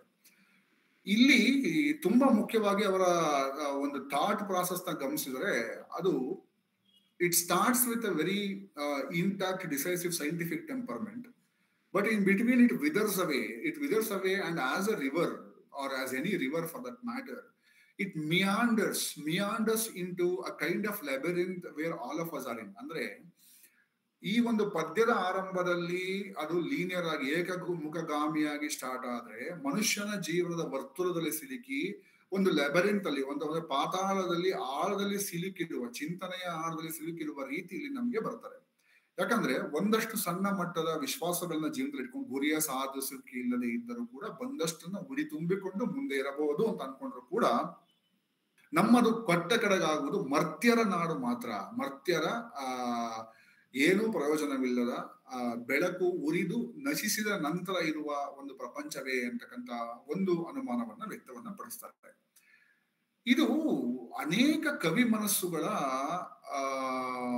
ವಾರ್ನಿಂಗ್ ಅಥವಾ ಕವಿ ಮನಸ್ಸುಗಳ ಚಿಂತೆ ಅಂತಾನು ಕರಿಬಹುದಾ ಗೊತ್ತಿಲ್ಲ, ಯಾವ ತರ ಅಂತ ಗೊತ್ತಿಲ್ಲ. ಅಥವಾ ಇದು ರೈಟಿಂಗ್ ಪ್ಯಾಟರ್ನ್ ನನಗೆ ಗೊತ್ತಿಲ್ಲ. ಯಾಕಂದ್ರೆ ಇಲ್ಲಿ ರೈಟಿಂಗ್ ಪ್ಯಾಟರ್ನ್ ಅಂತಿದೆ, ಅದನ್ನ ಮುಂದೆ ಮಾತಾಡೋಣ. ಯಾವ ತರ ಹೇಗಿರ್ತಾರೆ, ಏನ್ ಸಮಸ್ಯೆ ಆಗಬಹುದು ಅಂತಕ್ಕಂಥದ್ದು ನಾವು ನೋಡೋಣ. ಆ ನಿಟ್ಟಿನಲ್ಲಿ ಇದು ಬರ್ತಿದ್ಯಾ ಅಥವಾ ಇಲ್ವಾ ನನಗೆ ಗೊತ್ತಿಲ್ಲ. ಬಟ್ ಇಲ್ಲಿ ಏನಾಗಿದೆ ಅಂತಂದ್ರೆ ಆ ಒಂದು ನಮ್ಮ ಈ ಮರ್ತ್ಯತೆ ಅಥವಾ ನಮ್ಮ ಲಿಮಿಟ್ ಏನಿದೆ ಅಥವಾ ನಮ್ಮ ಈ ಟೆಂಪರಲ್ ಅಂದ್ರೆ ಸಮಯಕ್ಕೆ ಸಿಲುಕಿರುವ ಜೀವನ, ಸಮಯಾತೀತರು ಅಲ್ಲ ನಾವು, ಸಮಯಕ್ಕೆ ಸಿಲುಕಿರುವ ಜೀವನ ಏನಿದೆ ಅದರ ಬಗ್ಗೆ ಒಂದಷ್ಟು ಕನ್ಸರ್ನ್ ಹೇಳ್ತಕ್ಕಂಥದ್ದು ನಮಗೆ ನೋಡಬಹುದು. ಅಹಹಾ ಮರ್ತ್ಯರ ನಾಡೆ, ನಿನ್ನ ರೆಂಬೆಗಳಲ್ಲಿ ನಶ್ವರದ ಹೂವನ್ನು ಕತ್ತೆತ್ತಿ ಬಂದು ನನ್ನಸುತ್ತೊಳಗೆ ಅಡಿಗೆ ಕಾಯುವುದು ಮಣ್ಣು. ನೋಡಿ, ಇಲ್ಲಿ ಹುಟ್ಟು, ಹೂವು ಅರಳುವುದು, ಹಣ್ಣು ಫಸಲಾಗುವುದು ಎಂಬ ಹೋಪ್ ಇದ್ರೂ ಕೂಡ ಕಡೆಗೆ ಇರುವುದು ಇದರ ರಸ ಇರೋದು ಮಣ್ಣಿನಲ್ಲಿ ಅಂತಕ್ಕಂಥ ಒಂದು ಮಾತನಾಡಲಿ ಗಮನಿಸಬಹುದು. ಅಂದ್ರೆ ಅವರು ಪುನಃ ಇಲ್ಲಿ ಏನ್ ಮಾಡ್ತಾರೆ ಅಂದ್ರೆ ಹುಟ್ಟೆಂಬುದು ಸಾವಿನ ಹಿನ್ನೆಲೆಯಲ್ಲೇ ಇರ್ತದೆ ಅಂತಕ್ಕಂಥ ಒಂದು ವಿಷಯವನ್ನ ಗಮನಿಸಬಹುದು. ಅದಕ್ಕೇನೆ ಮುಂದೆ ಬರ್ತಕ್ಕಂಥ ಪದಗಳಲ್ಲೇ ಇದಕ್ಕೆ ಎವಿಡೆನ್ಸ್ ಇದೆ. ಒಂದೇ ಆಯುಷ್ಕಾಲ ನಿನ್ನ ಮೃತ್ತಿಕೆಯ ರುಚಿ ನಾಲಿಗೆಯ ಮೇಲೆ ಹೊತ್ತು ನಡೆಯುವಿ ನಾನು ಕಾಳಿ ಕೇಳ್ತೇನೆ ಯಾವುದು ಗತಿಯ ಗತ್ತು. ಅಂದ್ರೆ ನಮ್ಮ ಜೀವನದ ಗತಿಯಲ್ಲಿ ಹೋಗುತ್ತಿರಬೇಕಾದ್ರೆ ಈ ಮರ್ತ್ಯರ ನಾಡಿನಲ್ಲಿ ಮಣ್ಣು ಮುಖ್ಯವೇ, ಅರಳುವ ಹೂ ಫಲಿಸುವ ಫಲ ಮುಖ್ಯವೇ ಅಂತಕ್ಕಂಥ ಒಂದು ಮಾತನ್ನ ನಾವು ನೋಡ್ಬೋದು. ಮತ್ತೆ ಇಲ್ಲಿ ನಮಗೊಂದು ಲಿನಿಯೇಜ್ ನ ಕ್ರಿಯೇಟ್ ಮಾಡ್ತಾರೆ. ಇದು ತುಂಬಾ ಮುಖ್ಯವಾದ ಮತ್ತು ಒಂದಷ್ಟು ವಿಷಯಗಳನ್ನ ನಿಮ್ಮಂತ ಓದುಗರು ಯಾರಾದ್ರೂ ಶೇರ್ ಮಾಡ್ಕೊಳ್ಳೋಕೆ ಕೂಡ ನನಗೆ ತುಂಬಾ ಮುಖ್ಯವಾಗ್ತಾರೆ.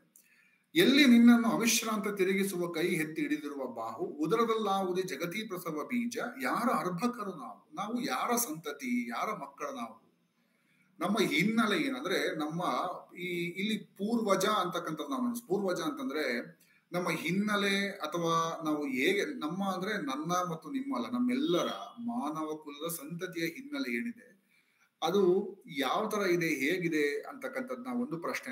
ನಾವು ಯಾರ ಮಕ್ಕಳು, ನಾವು ಹಿಂಸೆಯ ಮಕ್ಕಳೇ, ಶಾಂತಿಯ ಮಕ್ಕಳೇ, ಅಥವಾ ಹಿಂಸೆ ಮತ್ತು ಶಾಂತಿಯ ಸಂಭೋಗದಿಂದ ಆಗಿರುವ ಅಶಾಂತ ರೀತಿಯಿಂದ ಇರುವ ಆಂಕ್ಷಿಯಸ್ ಆಗಿರ್ತಕ್ಕಂಥ ಮಕ್ಕಳೇ ಅಂತಕ್ಕಂಥ ಒಂದು ಪ್ರಶ್ನೆಗಳನ್ನ ಎತ್ಕೊಳ್ಬಹುದು. ಇಲ್ಲಿ ನಾನು 2 ವಿಷಯಗಳನ್ನ ಹೇಳ್ತೀನಿ.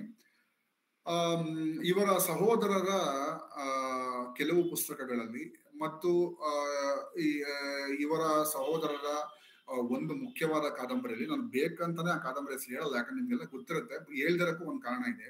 ಹಾಗೂ ಇವರದೇ ಕೆಲವು ಇದರಲ್ಲಿ ನೋಡಿದಾಗ ಈ ಹುಟ್ಟಿನ ಬಗ್ಗೆ, ಸಂತತಿಯ ಬಗ್ಗೆ ಒಂದು ವಿಚಿತ್ರವಾದ ಆಂಗ್ಸೈಟಿ ಅಥವಾ ವಿಚಿತ್ರವಾದ ಭಯ, ವಿಚಿತ್ರವಾದ ಕುತೂಹಲ ಇರೋದನ್ನ ನೋಡಬಹುದು.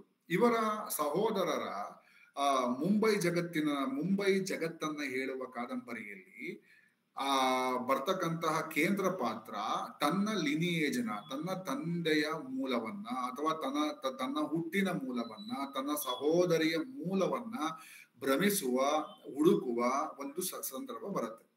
ಹಾಗೇನೆ ಇಲ್ಲೂ ಕೂಡ ಈ ಲಿನಿಯೇಜ್ ಬಗ್ಗೆ ಒಂದು ಹಲವು ಸೃಷ್ಟಿಗೆ ಸಂಬಂಧಪಟ್ಟ ವಿಷಯಗಳನ್ನ ನಾವು ನೋಡ್ಬೋದು. ಇಲ್ಲಿ ಒಂದು ವಿಚಿತ್ರವಾದ ಒಂದು ಸ್ಟೇಟ್ಮೆಂಟ್ ನ ಮಾಡ್ತೀನಿ. ಕವಿಯ ಮನಸ್ಸಿದೆಯಲ್ಲ, ಅದು ಅವನ ವೈಯಕ್ತಿಕ ಹಿನ್ನೆಲೆಯಿಂದ ಬಂದಿರೋ ಸಾಧ್ಯತೆಗಳು ಇರ್ತವೆ. ನಾನು ಗಮನಿಸಿರುವ ಹಾಗೆ ಸಾಹಿತ್ಯಿಕೆಯಲ್ಲಿ, ನಾನು ಬರೀ ಈ ಒಂದು ಸಾಹಿತ್ಯದ ಬಗ್ಗೆ ಮಾತಾಡ್ತಾ ಇಲ್ಲ, ಈ ಉತ್ತಮ ಫೆಸಿಲಿಟೀಸ್ಗಳನ್ನ ಪಡ್ಕೊಂಡು, ಅಂದ್ರೆ ಉತ್ತಮವಾದ ಆರೋಗ್ಯ ಜೀವನ, ಉತ್ತಮವಾದ ಎಜುಕೇಶನ್ ಪಡ್ಕೊಂಡು ಬಂದಿರತಕ್ಕಂತಹ ಕವಿಯ ಮನಸ್ಸುಗಳು ಸಂತತಿಯ ಬಗ್ಗೆ, ರಕ್ತದ ಪರಿಶುದ್ಧತೆಯ ಬಗ್ಗೆ ಹೆಚ್ಚು ಗಮನವನ್ನ ಹರಿಸುತ್ತೆ.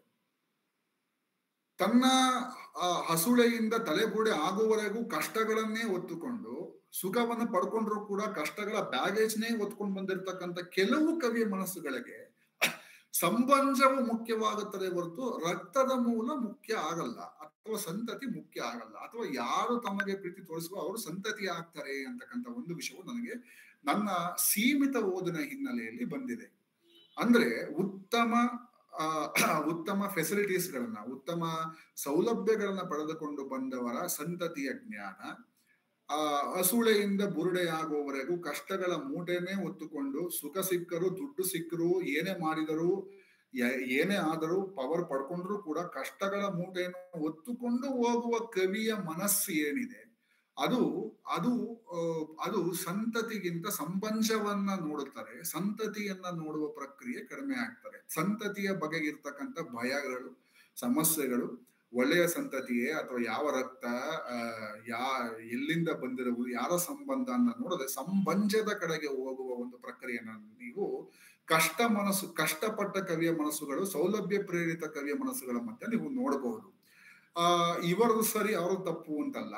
ಆ ಸೌಲಭ್ಯ ಪ್ರೇರಿತ ಕವಿಯ ಮನಸ್ಸು ಹಂಗ ಚಿಂತೆ ಮಾಡುತ್ತೆ. ಕಷ್ಟಪಟ್ಟ ಅಥವಾ ಎಷ್ಟು ದುಡ್ಡು ಬಂದರೂ ಅದು ಮನಸ್ಸಿನಲ್ಲಿ ಕಷ್ಟದ ಬ್ಯಾಗೇಜ್ ನ ಆಗದೇ ಇರ್ತಕ್ಕಂಥ ಕವಿಯ ಮನಸ್ಸುಗಳು ಹೀಗೆ ನೋಡ್ತವೆ ಅಷ್ಟೇ. ಅದು ನೋಟ, ಅದು ಸರಿ ಅಂತ ನಾವು ಹೇಳಲಿಕ್ಕೆ ಆಗೋದಿಲ್ಲ. ಸೊ ಅದೇ ಸಹೋದರನ ಚಿಂತೆ ಈ ಸಹೋದರಲ್ಲೂ ಇದೆ. ಸಂತತಿಯ ಬಗ್ಗೆ, ಯಾರ ಅರ್ಭಕರು ನಾವು, ಯಾರ ಸಂತತಿಯಿಂದ ನಾವು ಬಂದಿದೀವಿ ಅಂತಕ್ಕಂಥದ್ದು ನಾವು ಅಲ್ಲಿ ನೋಡ್ತೀವಿ. ನೋಡಿ, ಈ ಸಂತತಿಯ ಸಮಸ್ಯೆ ಮುಂದಕ್ಕೆ ಬರುತ್ತೆ.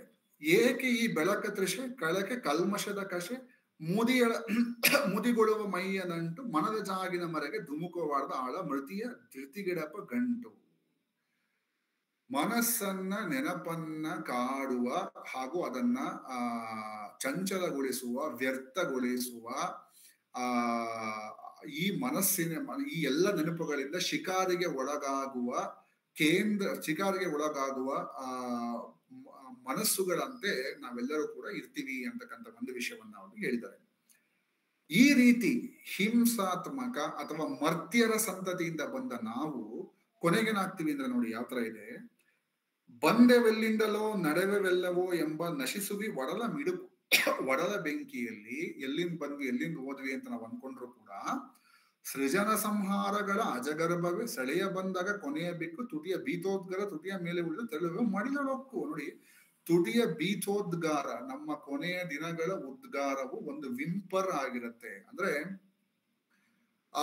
ಇವರದೇ, ಅಂದ್ರೆ ಇವರಿಗಿಂತ ಕೆಲವು ವರ್ಷಗಳ ಹಿಂದೆ ಇದೇ ಮರ್ತ್ಯರ ನಾಡನ್ನ ಊಹಿಸಿದ ಇವರ ಅಮೆರಿಕದ ಸಂಬಂಧಿ ಟಿ.ಎಸ್. ಇಲಿಯಟ್ ಕೂಡ ತನ್ನ ಟೊಳ್ಳು ಮನುಷ್ಯರು ಎಂಬ ಕವಿಯ ಮನಸ್ಸಿನ ಎಕ್ಸ್ಪ್ರೆಷನ್ ನಲ್ಲಿ ಏನ್ ಹೇಳ್ತಾನೆ ಅಂತಂದ್ರೆ, ನಮ್ಮ ಎಂಡ್ ಅಥವಾ ನಮ್ಮ ಕೊನೆ ಒಂದು ಚೀತ್ಕಾರದಿಂದ ಆಗಲ್ಲ, ಯಾವುದೋ ಒಂದು ಸಣ್ಣ ಶಬ್ದದಿಂದ ಆಗತ್ತೆ ಅಂತ ಒಂದು ಪದವನ್ನ ಬಳಸ್ತಾನೆ. ಆ ಪದಗಳನ್ನ ಅದೇ ಚಿಂತನೆಯನ್ನು ಉಳ್ಳ ಇವರ ಮಗ ಟಿ.ಎಸ್. ಇಲಿಯಟ್ ಅವರ ಮಗ ಆಗಿರ್ತಕ್ಕಂಥ ಚಿತ್ತಾಲ್ರು ಏನಿದ್ದಾರೆ, ಕವಿಯ ಮಗ ಆಗಿರ್ತಕ್ಕಂಥ ಚಿತ್ತಾಲ್ರು ಏನ್ ಮಾಡ್ತಾರೆ ಅಂತಂದ್ರೆ, ಇವರು ಇಲ್ಲಿ ಅದೇ ರೀತಿಯಾದ ಸದ್ದಿಲ್ಲದೆ ಒಂದು ಸಣ್ಣ ಉದ್ಗಾರದಿಂದ ನಮ್ಮ ಎಂಡ್ ಆಗಬಹುದೇ ಅಂತಕ್ಕಂಥದ್ದನ್ನು ಕೂಡ ಅವರಲ್ಲಿ ಬಳಸ್ತಾರೆ.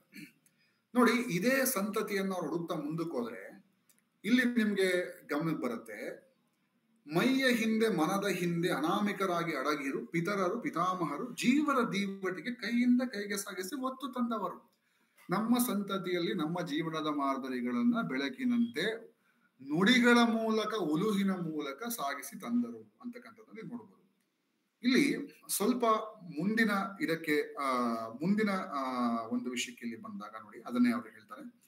ಮನದ ತುಂಬ ವಿಷಾದ ನೆನೆದಂತೆಲ್ಲ ಅವರ ಶರೀರ ಸ್ಥಿತಿ ನೆನಹಿ ನೊಳ ನಾಡುಗಳೆಲ್ಲ ಅಂತರ್ಧನರಾಗಿ ಬಯಲಾದ ಗತಿ. ನೋಡಿ ಹೇಗಿದೆ ಅಂತಂದ್ರೆ, ನಾವು ನೆನೆದಂತೆಲ್ಲ ನಮ್ಮ ಹಳೆಯ ನೆನಪುಗಳು, ಸಂತತಿಯ ನೋವುಗಳು, ನೆನಪುಗಳು ನಮ್ಗೆ ಕಾಡ್ತಾರೆ ಅಂತ. ಆ ಕಾಡುವಿಕೆಯಲ್ಲಿ ಏನ್ ಮಾಡ್ಬೋದು? ಈಗ ಈ ಸಾಲನ್ನ ಬಿಟ್ಟು ಹಿಂದಿನ ಸಾಲನ್ನ ನೋಡಿದ್ರೆ ನೋಡಿ, ಅಲ್ಲಿ ಉತ್ತರಗಳಿವೆ. ನೆತ್ತರಲ್ಲಿ ನೆನಪಾಡಿ ಮಿಡಿಸುತ್ತಿವೆ ಅವರಿಟ್ಟು ಹೋದ ನುಡಿ. ಅಂದ್ರೆ ಸಂತತಿಯ ನುಡಿ ನಮಗೆ ರಕ್ತಸಿಕ್ತ ಹಿಂಸೆಯ ನುಡಿಗಳು ನಮ್ಮ ಕಿವಿಯಲ್ಲಿ ಅಣರಣಿಸುತ್ತಿರುತ್ತದೆ. ನಡೆಸುತ್ತಿವೆ ಬಿಟ್ಟು ಹೋದ ಚೌಕಟ್ಟು ಬುನಾದಿ, ಗುಹೆಯಲ್ಲಿ ಅವರದೇ ಉಳುವು ಹೆಜ್ಜೆಯ ಸುಳಿವು, ಕಾಲಲ್ಲಿ ತೊಡರುತ್ತಿವೆ ಅವರ ತುಳಿದಿಯ ಹಾದಿ. ನೋಡಿ ಹೇಗೆ ಹೇಳ್ತಾರೆ ಅಂದ್ರೆ, ಅವರ ಇಂಪ್ರಿಂಟ್ ಏನಿದೆ, ಅವರ ಫಾಸಿಲ್ ಏನಿದೆ, ಅಥವಾ ಅವರ ಪಳೆಯುಳಿಕೆಗಳೇನಿವೆ, ಅದು ನಮ್ಮಲ್ಲಿ ಬರ್ತಾನೆ ಇರ್ತಾರೆ ಅಂತ. ಈ ಸಂದರ್ಭದಲ್ಲಿ 3 ನಿಮಿಷಗಳ ಒಂದು ಸಣ್ಣ ಕೆಲಸವನ್ನ ಮಾಡೋಣ ಅಂತ ನನ್ನ ಅಭಿಪ್ರಾಯ. ನೋಡಿ, ಈ ನುಡಿ ಮತ್ತು ಉಲುವು ಇದೆಯಲ್ಲ, ಎರಡು ತುಂಬಾ ಮುಖ್ಯವಾದ ಪದಗಳು. ಈ ನುಡಿ ಮತ್ತು ಉಲುವನ್ನ ನಾವು ಹೇಗೆ ಅರ್ಥ ಮಾಡ್ಕೊಳ್ಬಹುದು ಅಂತಂದ್ರೆ, ನಮ್ಮ ಈ ಇಬ್ಬರ ಜೀವನ ಒಂದೇ ತರ ಇರುತ್ತೆ, ಒಂದೇ ಬಗೆ ಆಗಿರುತ್ತೆ, ಆದ್ರೆ ಅದು ನೋಟದಲ್ಲಿ ಭಿನ್ನತೆ ಆಗಿರುತ್ತೆ ಅನ್ನೋದನ್ನ ನಾವು ನೋಡ್ಬೋದು. ಅದಕ್ಕೆ ಒಂದು ಸಣ್ಣ ವಿಷಯವನ್ನ ಇಲ್ಲಿ ಮಾಡಿದ್ದೀನಿ. ಏನಂದ್ರೆ, ಇದೇ ಪದ್ಯದ ಮೊದಲ ಸಾಲುಗಳನ್ನ ವರ್ಷಾನುಗಟ್ಟಲೆಯಿಂದ ಸಂಗೀತ ಪಾಠವನ್ನ, ಅಂದ್ರೆ ಸಂತತಿಯ ಮೂಲಕ ಸಂಗೀತ ಪಾಠವನ್ನ ಕಲಿತ ಕಂಠದಿಂದ ಕೇಳುವ ಒಂದು ಪ್ರಕ್ರಿಯೆಯನ್ನ ಮಾಡೋಣ. ಹಾಗೇನೆ ವರ್ಷಾನುಗಟ್ಟಲೆ ಸಂಗೀತವೇ ಉಸಿರಾಗಿ, ಅಂದ್ರೆ ಸಂಗೀತವನ್ನುವುದನ್ನ ಕಲಿಯದೆ ಮನಗೆ ಬಂದವಾಗಿ ಹಾಡುವ ಉಲುಹನ್ನ, ಒಂದು ನುಡಿಯನ್ನ, ಇದೇ ಹಾಡಿನ ನುಡಿ ಹೇಗಾಗ್ತದೆ, ಉಲುಹು ಹೇಗಾಗ್ತದೆ ಅಂತಕ್ಕಂಥದ್ದು ನಾವು ಕೇಳೋಣ. ನಾನೀಗ ಒಂದು ಸಣ್ಣ ಹಾಡನ್ನ, ಇಬ್ಬರು ಕೂಡ ನನ್ನ ಸ್ನೇಹಿತರೆ, ಭಿನ್ನ ಸ್ತರದಿಂದ ಬಂದಿರತಕ್ಕಂಥ ಸ್ನೇಹಿತರು, ಇದೇ ಪದ್ಯವನ್ನ, ಅಂದ್ರೆ ಜೀವನದ ಬಗ್ಗೆ ಹೇಳುವ ಪದ್ಯವನ್ನ ತಮ್ಮ ಜೀವಿತಾವಧಿಯಲ್ಲಿ ಗ್ರಹಿಸಿ ಹೇಳಿರುವ ಬಗೆಯನ್ನ 1 ನಿಮಿಷಗಳನ್ನ ಕೇಳೋಣ. ಕೇಳಿಸುತ್ತೆ ಅಂತ ನಾನು ಅನ್ಕೊಳ್ತೀನಿ.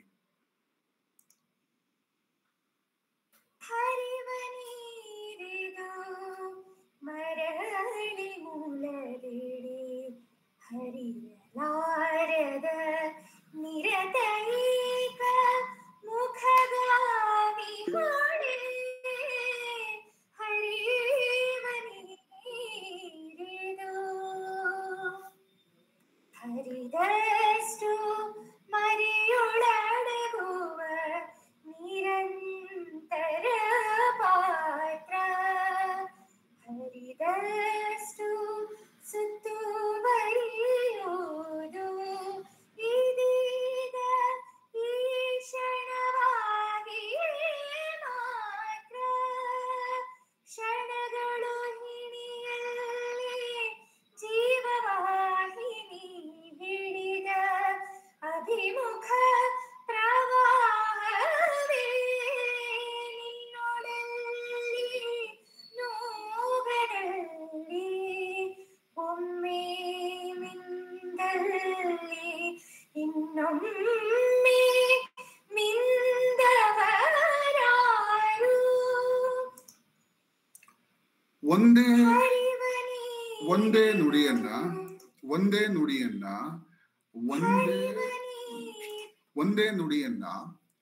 ಈಗ ಒಂದೇ ನುಡಿಯನ್ನ ಅನುಭವ ಹಿನ್ನೆಲೆಯಲ್ಲಿ ಬೇರೆ ಕಡೆ ಹೋದಾಗ ಮಾನವ ಅನುಭವಗಳು ಬೇರೆ ಆಗುತ್ತೆ ಅನ್ನೋದಕ್ಕೆ ಈ ಪದ್ಯವನ್ನೇ ನೋಡಬಹುದು. ಬೇರೆ ರೀತಿಯ ಅನುಭವ ಇರುವ ಸಂತತಿಯ ಅನುಗುಣವಾಗಿ ಏನೋ ವಿಚಿತ್ರ ಸಮಸ್ಯೆಗಳನ್ನು ಅನುಭವಿಸಿರುವ ಮನಸ್ಸು ಇದೇ ಅಕ್ಷರಗಳನ್ನ ಹೇಗೆ ಉಲುಹುತ್ತದೆ ಅಂತಕ್ಕಂಥದ್ದನ್ನ ನಾವಿಲ್ಲಿ ನೋಡ್ಬೋದು.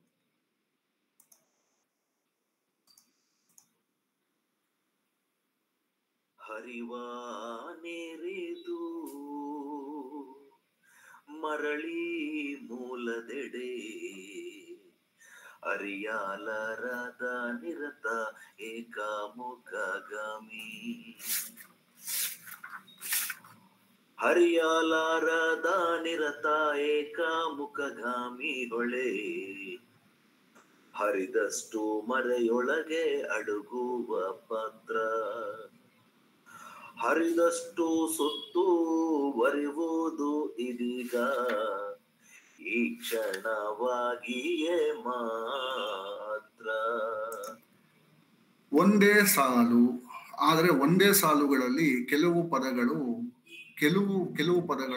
ಒಬ್ಬರ ಜೀವನದಲ್ಲಿ ಕಂಡು ಬರಲ್ಲ. ಇನ್ನೊಬ್ಬರ ಜೀವನದಲ್ಲಿ ಅದೇ ಪದಗಳ ಮೆಲಕು ಮತ್ತು ಹೇಳುವ ರೀತಿ ಭಿನ್ನವಾಗ್ತದೆ. ಸೊ ಕವಿಯ ಆಶಯದಂತೆಯೇ ಇದನ್ನ ನಾವು ನೋಡ್ತಕ್ಕಂಥ ಒಂದು ಕೆಲಸವನ್ನ ಮಾಡಬಹುದು. ಮುಂದಿನ ಭಾಗದಲ್ಲಿ ನೋಡಿ ಮುಂದೆ ಬರ್ತದೆ. ಇಲ್ಲೂ ಕೂಡ ಅವರು ಸಂತತಿಯನ್ನ ಗಮನಿಸ್ತಾ ಮುಂದಕ್ಕೆ ಹೋದಾಗ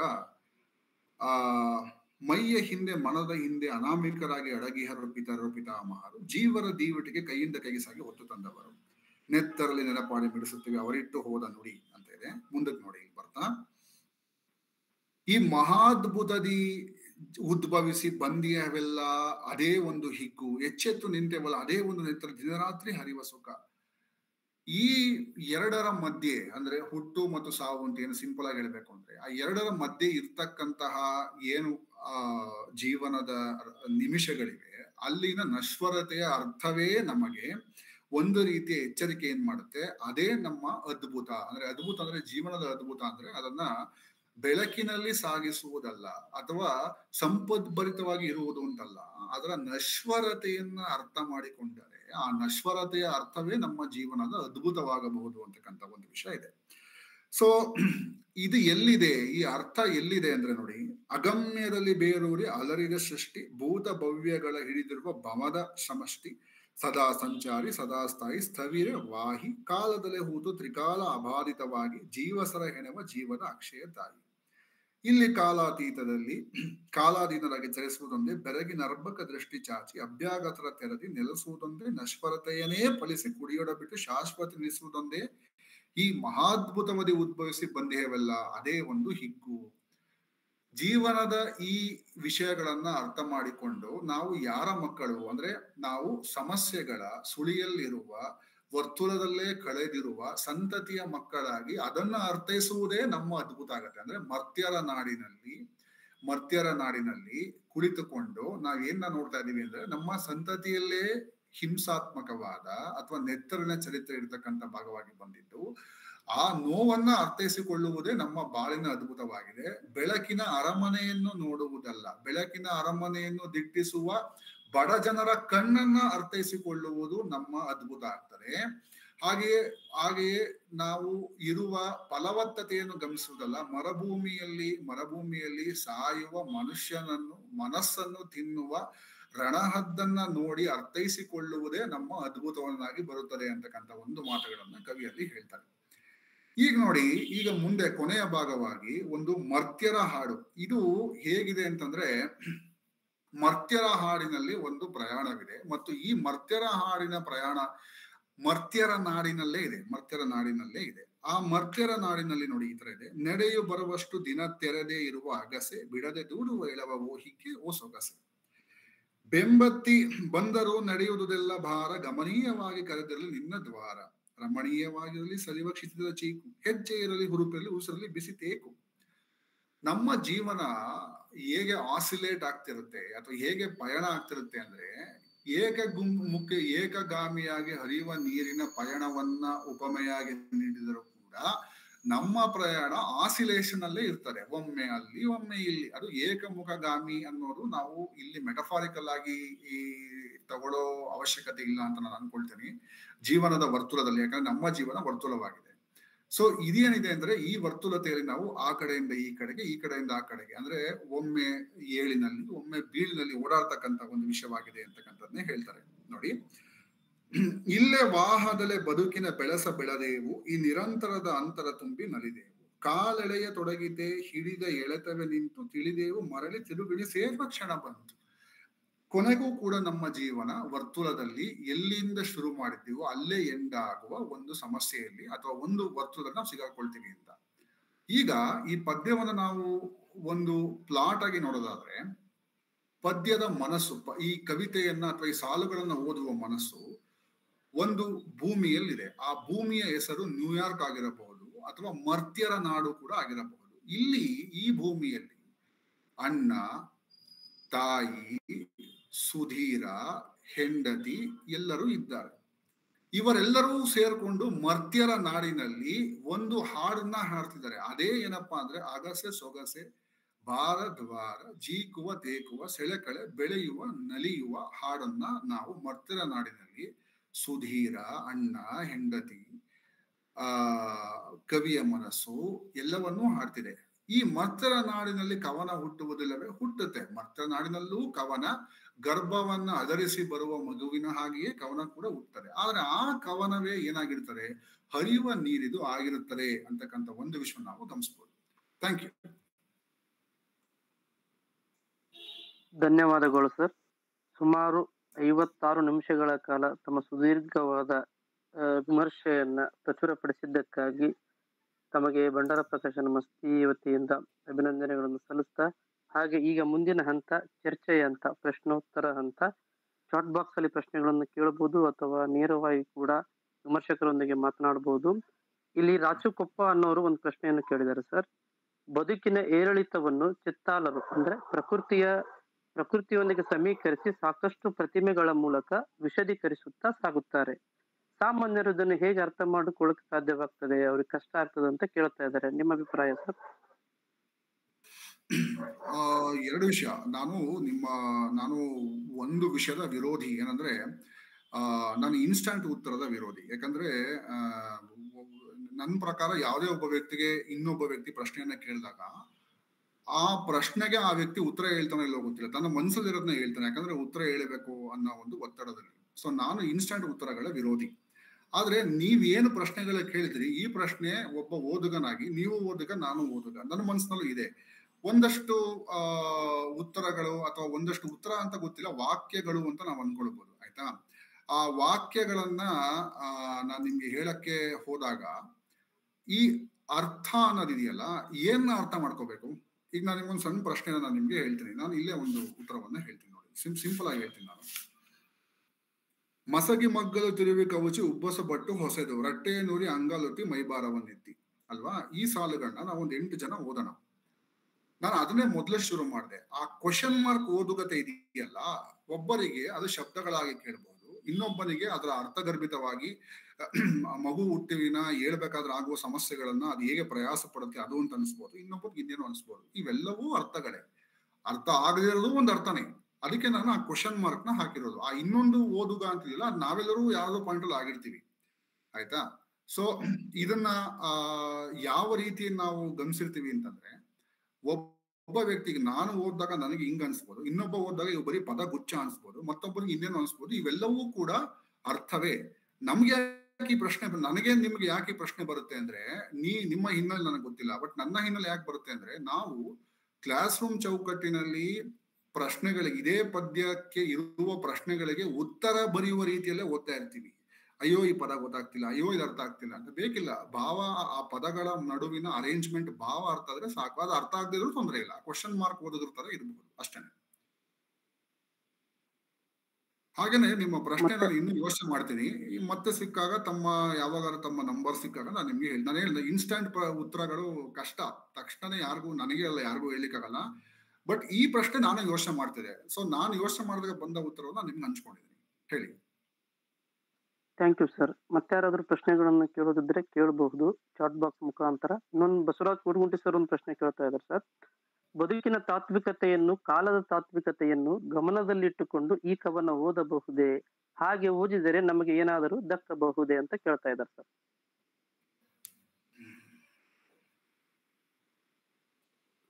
ನಾನು ಅವ್ರಿಗೊಂದು 5-6 ಪ್ರಶ್ನೆಗಳು ಕೇಳ್ತೀನಿ. ಫಿಲಾಸಫಿ ಆಫ್ ಲೈಫ್ ಅಥವಾ ಟೈಮ್ ಅಂಡ್ ಸ್ಪೇಸ್ ಇದೆಯಲ್ಲ, ಅದು ಅವರ ಅಭಿಪ್ರಾಯದಲ್ಲಿ ಏನು ಅಂತ ಹೇಳಿದ್ರೆ ಅನುಕೂಲ ಆಗುತ್ತೆ. ಬಹುಶಃ ಇದು ನಮ್ಮ ಫೋನಿನ ಚರ್ಚೆ ಆದ್ರೆ ಒಳ್ಳೇದು ಅಂತ ಅನ್ಸುತ್ತೆ. ಇದು ನನ್ನ ಪ್ರಕಾರ ಇದು ಇನ್ಸ್ಟಂಟ್ ಆನ್ಸರ್ ಪಡೆಯುವಂತ ಅಥವಾ ಆ ಪ್ರಶ್ನೆ ಎಲ್ಲ. ಮತ್ತೆ ನನಗೆ ಈ ಬದುಕಿನ ತಾತ್ವಿಕತೆ, ಕಾಲ್ ತಾತ್ವಿಕತೆ ಅಂತ ಪದ ಬಳಕೆಗಳಿದೆಯಲ್ಲ, ಇವು ಹಿಸ್ಟಾರಿಸಿಟಿ ಆಗಿರ್ತಕ್ಕಂಥ ಪದ ಬಳಕೆ. ಉದಾಹರಣೆಗೆ ಬದುಕಿನ ತಾತ್ವಿಕತೆ ಅಂದ್ರೆ ಲೈಫ್, ಫಿಲಾಸಫಿ ಆಫ್ ಲೈಫ್ ಅಂತ ಇಫ್ ಯು ಟ್ರಾನ್ಸ್ಲೇಟ್, ಅದಕ್ಕೊಂದು ಬ್ಯಾಗೇಜ್ ಅಲ್ಲಿ ಬರುತ್ತಲ್ಲ, ಆ ಬ್ಯಾಗೇಜ್ ನಮಗೆ ಗೊತ್ತಾಗ್ಬೇಕು ಏನೋ ಆ ಬ್ಯಾಗೇಜ್ ಅಂತ. ಸೊ ಆ ಬ್ಯಾಗೇಜ್ ಗೊತ್ತಾದ್ರೆ ಏನಾದ್ರು ಹೊಸದು ಸಿಗುತ್ತಾ ಅಂತ ಹೇಳ್ಬೋದು. ಇಲ್ಲಾಂದ್ರೆ ಏನಾಗುತ್ತೆ, ಇವು ಪದಗಳನ್ನ ಹಿಡ್ಕೊಂಡು ನಾವು ಮಾತುಕತೆ ಆಗ್ತದೆ. ಸೊ ನನ್ನ ಪ್ರಕಾರ ಈ ಒಂದು ಪ್ರಶ್ನೆ ಏನಿದೆ, ಇದು ಫೋನ್ ನಲ್ಲಿ ಚರ್ಚಿಸುವ, ಅಥವಾ ಈಗಲೇ ಟೈಮ್ ಇದ್ರೆ ಅವ್ರಿಗೆ ಅದನ್ನ ಹೇಳಿದರೆ ನಾವು ಬೇಕಾದ್ರೆ ಏನಾದ್ರು ಬೇರೆ ನೋಡ್ಬೋದಾ ಇಲ್ವಾ ಅಂತ ನಾವು ಬೇಕಾದ್ರೆ ಗಮನಿಸ್ಬೋದು.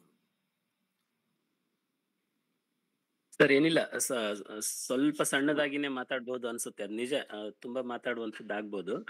ಈಗ ಬದುಕು ಅನ್ನೋದರ ಬಗೆಗೆ ಕೆಲವು ಆಯಾಮಗಳನ್ನ ನೀವು ಏನು ವಿವರಿಸಿದಿರಲ್ಲ, ಅದು ಕವನದಲ್ಲಿ ಕಾಣುತ್ತೆ. ಅದ್ರ ಜೊತೆಗೆ ಇಲ್ಲಿ ಕಾಲ, ಭೂತ ಮತ್ತು ಭೂತೇತರ ಅಥವಾ ಭೂತ ಮತ್ತು ಭವಿಷ್ಯತ್ತು ಅನ್ನೋ ಒಡೆದು ನೋಡೋದಕ್ಕೆ ನಮಗೆ ಕವನ ಬಹುತೇಕ ಎಲ್ಲೂ ಆಸ್ಪದ ಕೊಡೋದಿಲ್ಲ. ಸೊ ಅದು ಬದುಕಿನ ನಿರಂತರತೆಯನ್ನು ಮತ್ತು ಕಾಲದ ನಿರಂತರತೆಯನ್ನು ಒಟ್ಟೊಟ್ಟಿಗೆ ನಮ್ಗೆ ಓದೋದಕ್ಕೆ ಅರ್ಥ ಮಾಡ್ಕೊಳ್ಳೋದಕ್ಕೆ ಅವಕಾಶ ಮಾಡ್ಕೊಡ್ತಾ ಇದೆಯಾ ಅನ್ನೋ ಅರ್ಥದಲ್ಲಿ ಒಂದೆರಡು ಮಾತಾಡಬಹುದು ಅಂತ ನಾನು ಇದನ್ನ ಕೇಳಿದೆ ಸರ್.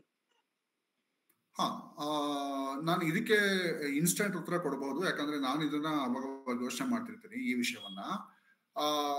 ಸರ್, ನನಗೆ ಈ ಪದ್ಯದಲ್ಲಿ ಆ ಕಾಲಾನುಕ್ರಮಣಿಕೆ ಇದೆಯಲ್ಲ, ಆ ಕಾಲಾನುಕ್ರಮಣಿಕೆ ಇದೆ ಅನ್ನೋದು ಅವರ ಕವಿಯ ಅಸಂಪ್ಷನ್. ಆದ್ರೆ ಅವರ ಬರವಣಿಗೆಯಲ್ಲಿ ಅದನ್ನ ಹೊಡೆದರೆ, ಈಗ ಹರಿವ ನೀರಿದು ಏಕಮುಖಗಾಮಿ ಇಸ್ ಅ ಲೀನಿಯರ್ ಎಕ್ಸ್ಪಾನ್ಷನ್. ನಾನು ಮೊದಲು ಅದನ್ನ ಹೇಳಿದೆ, ಲೀನಿಯರ್ ಮೂಮೆಂಟಮ್ ಅಲ್ಲಿ ಇದೆ. ಆದ್ರೆ ಇಲ್ಲಿ ಮಾನವ ಜೀವನವನ್ನು ಹೇಳುವುದು ವರ್ತುಲಾಕಾರದಲ್ಲಿ. ಆ ವರ್ತುಲಾಕಾರದಲ್ಲಿ ಕಾಲ ಅಂತ ಬಳಸ್ತಾರಲ್ಲ, ಐ ರಿಯಲಿ ಡೋಂಟ್ ನೋ ಅದು ಸೆನ್ಸ್ ಆಫ್ ಟೈಮ್ ಅಲ್ಲಿ, ಅಂದ್ರೆ ಪಾಸ್ಟ್ ಇರುತ್ತೆ, ಪ್ರೆಸೆಂಟ್ ಇರುತ್ತೆ, ಅಥವಾ ಫ್ಯೂಚರ್ ನ ಸೆನ್ಸ್ ಆಫ್ ಟೈಮ್ ಅಲ್ಲಿ ಅವರು ಬಳಸಿಲ್ಲ. ತಾವು ಅದನ್ನ ಹೇಳಿದಾಗನೆ ಅದನ್ನ ಬ್ರೇಕ್ ಆಗಿದೆ ಅಂತ ಸೆನ್ಸ್ ಆಫ್ ಟೈಮ್ ಅಲ್ಲಿ ಬಳಸಿಲ್ಲ. ಆದ್ರೆ ನನಗೇನ್ ಅನ್ಸ್ತದೆ ಅಂದ್ರೆ, ಅವರದನ್ನ ಬಳಸಿಲ್ದೇ ಇದ್ರು ಕೂಡ ಅವರು ಪಾಸ್ಟ್ ಬಗ್ಗೆ ಮಾತಾಡ್ತಾರೆ, ಸಂತತಿಯ ಬಗ್ಗೆ, ಲೀನೇಜ್ ಬಗ್ಗೆ ಮಾತಾಡ್ತಾರೆ.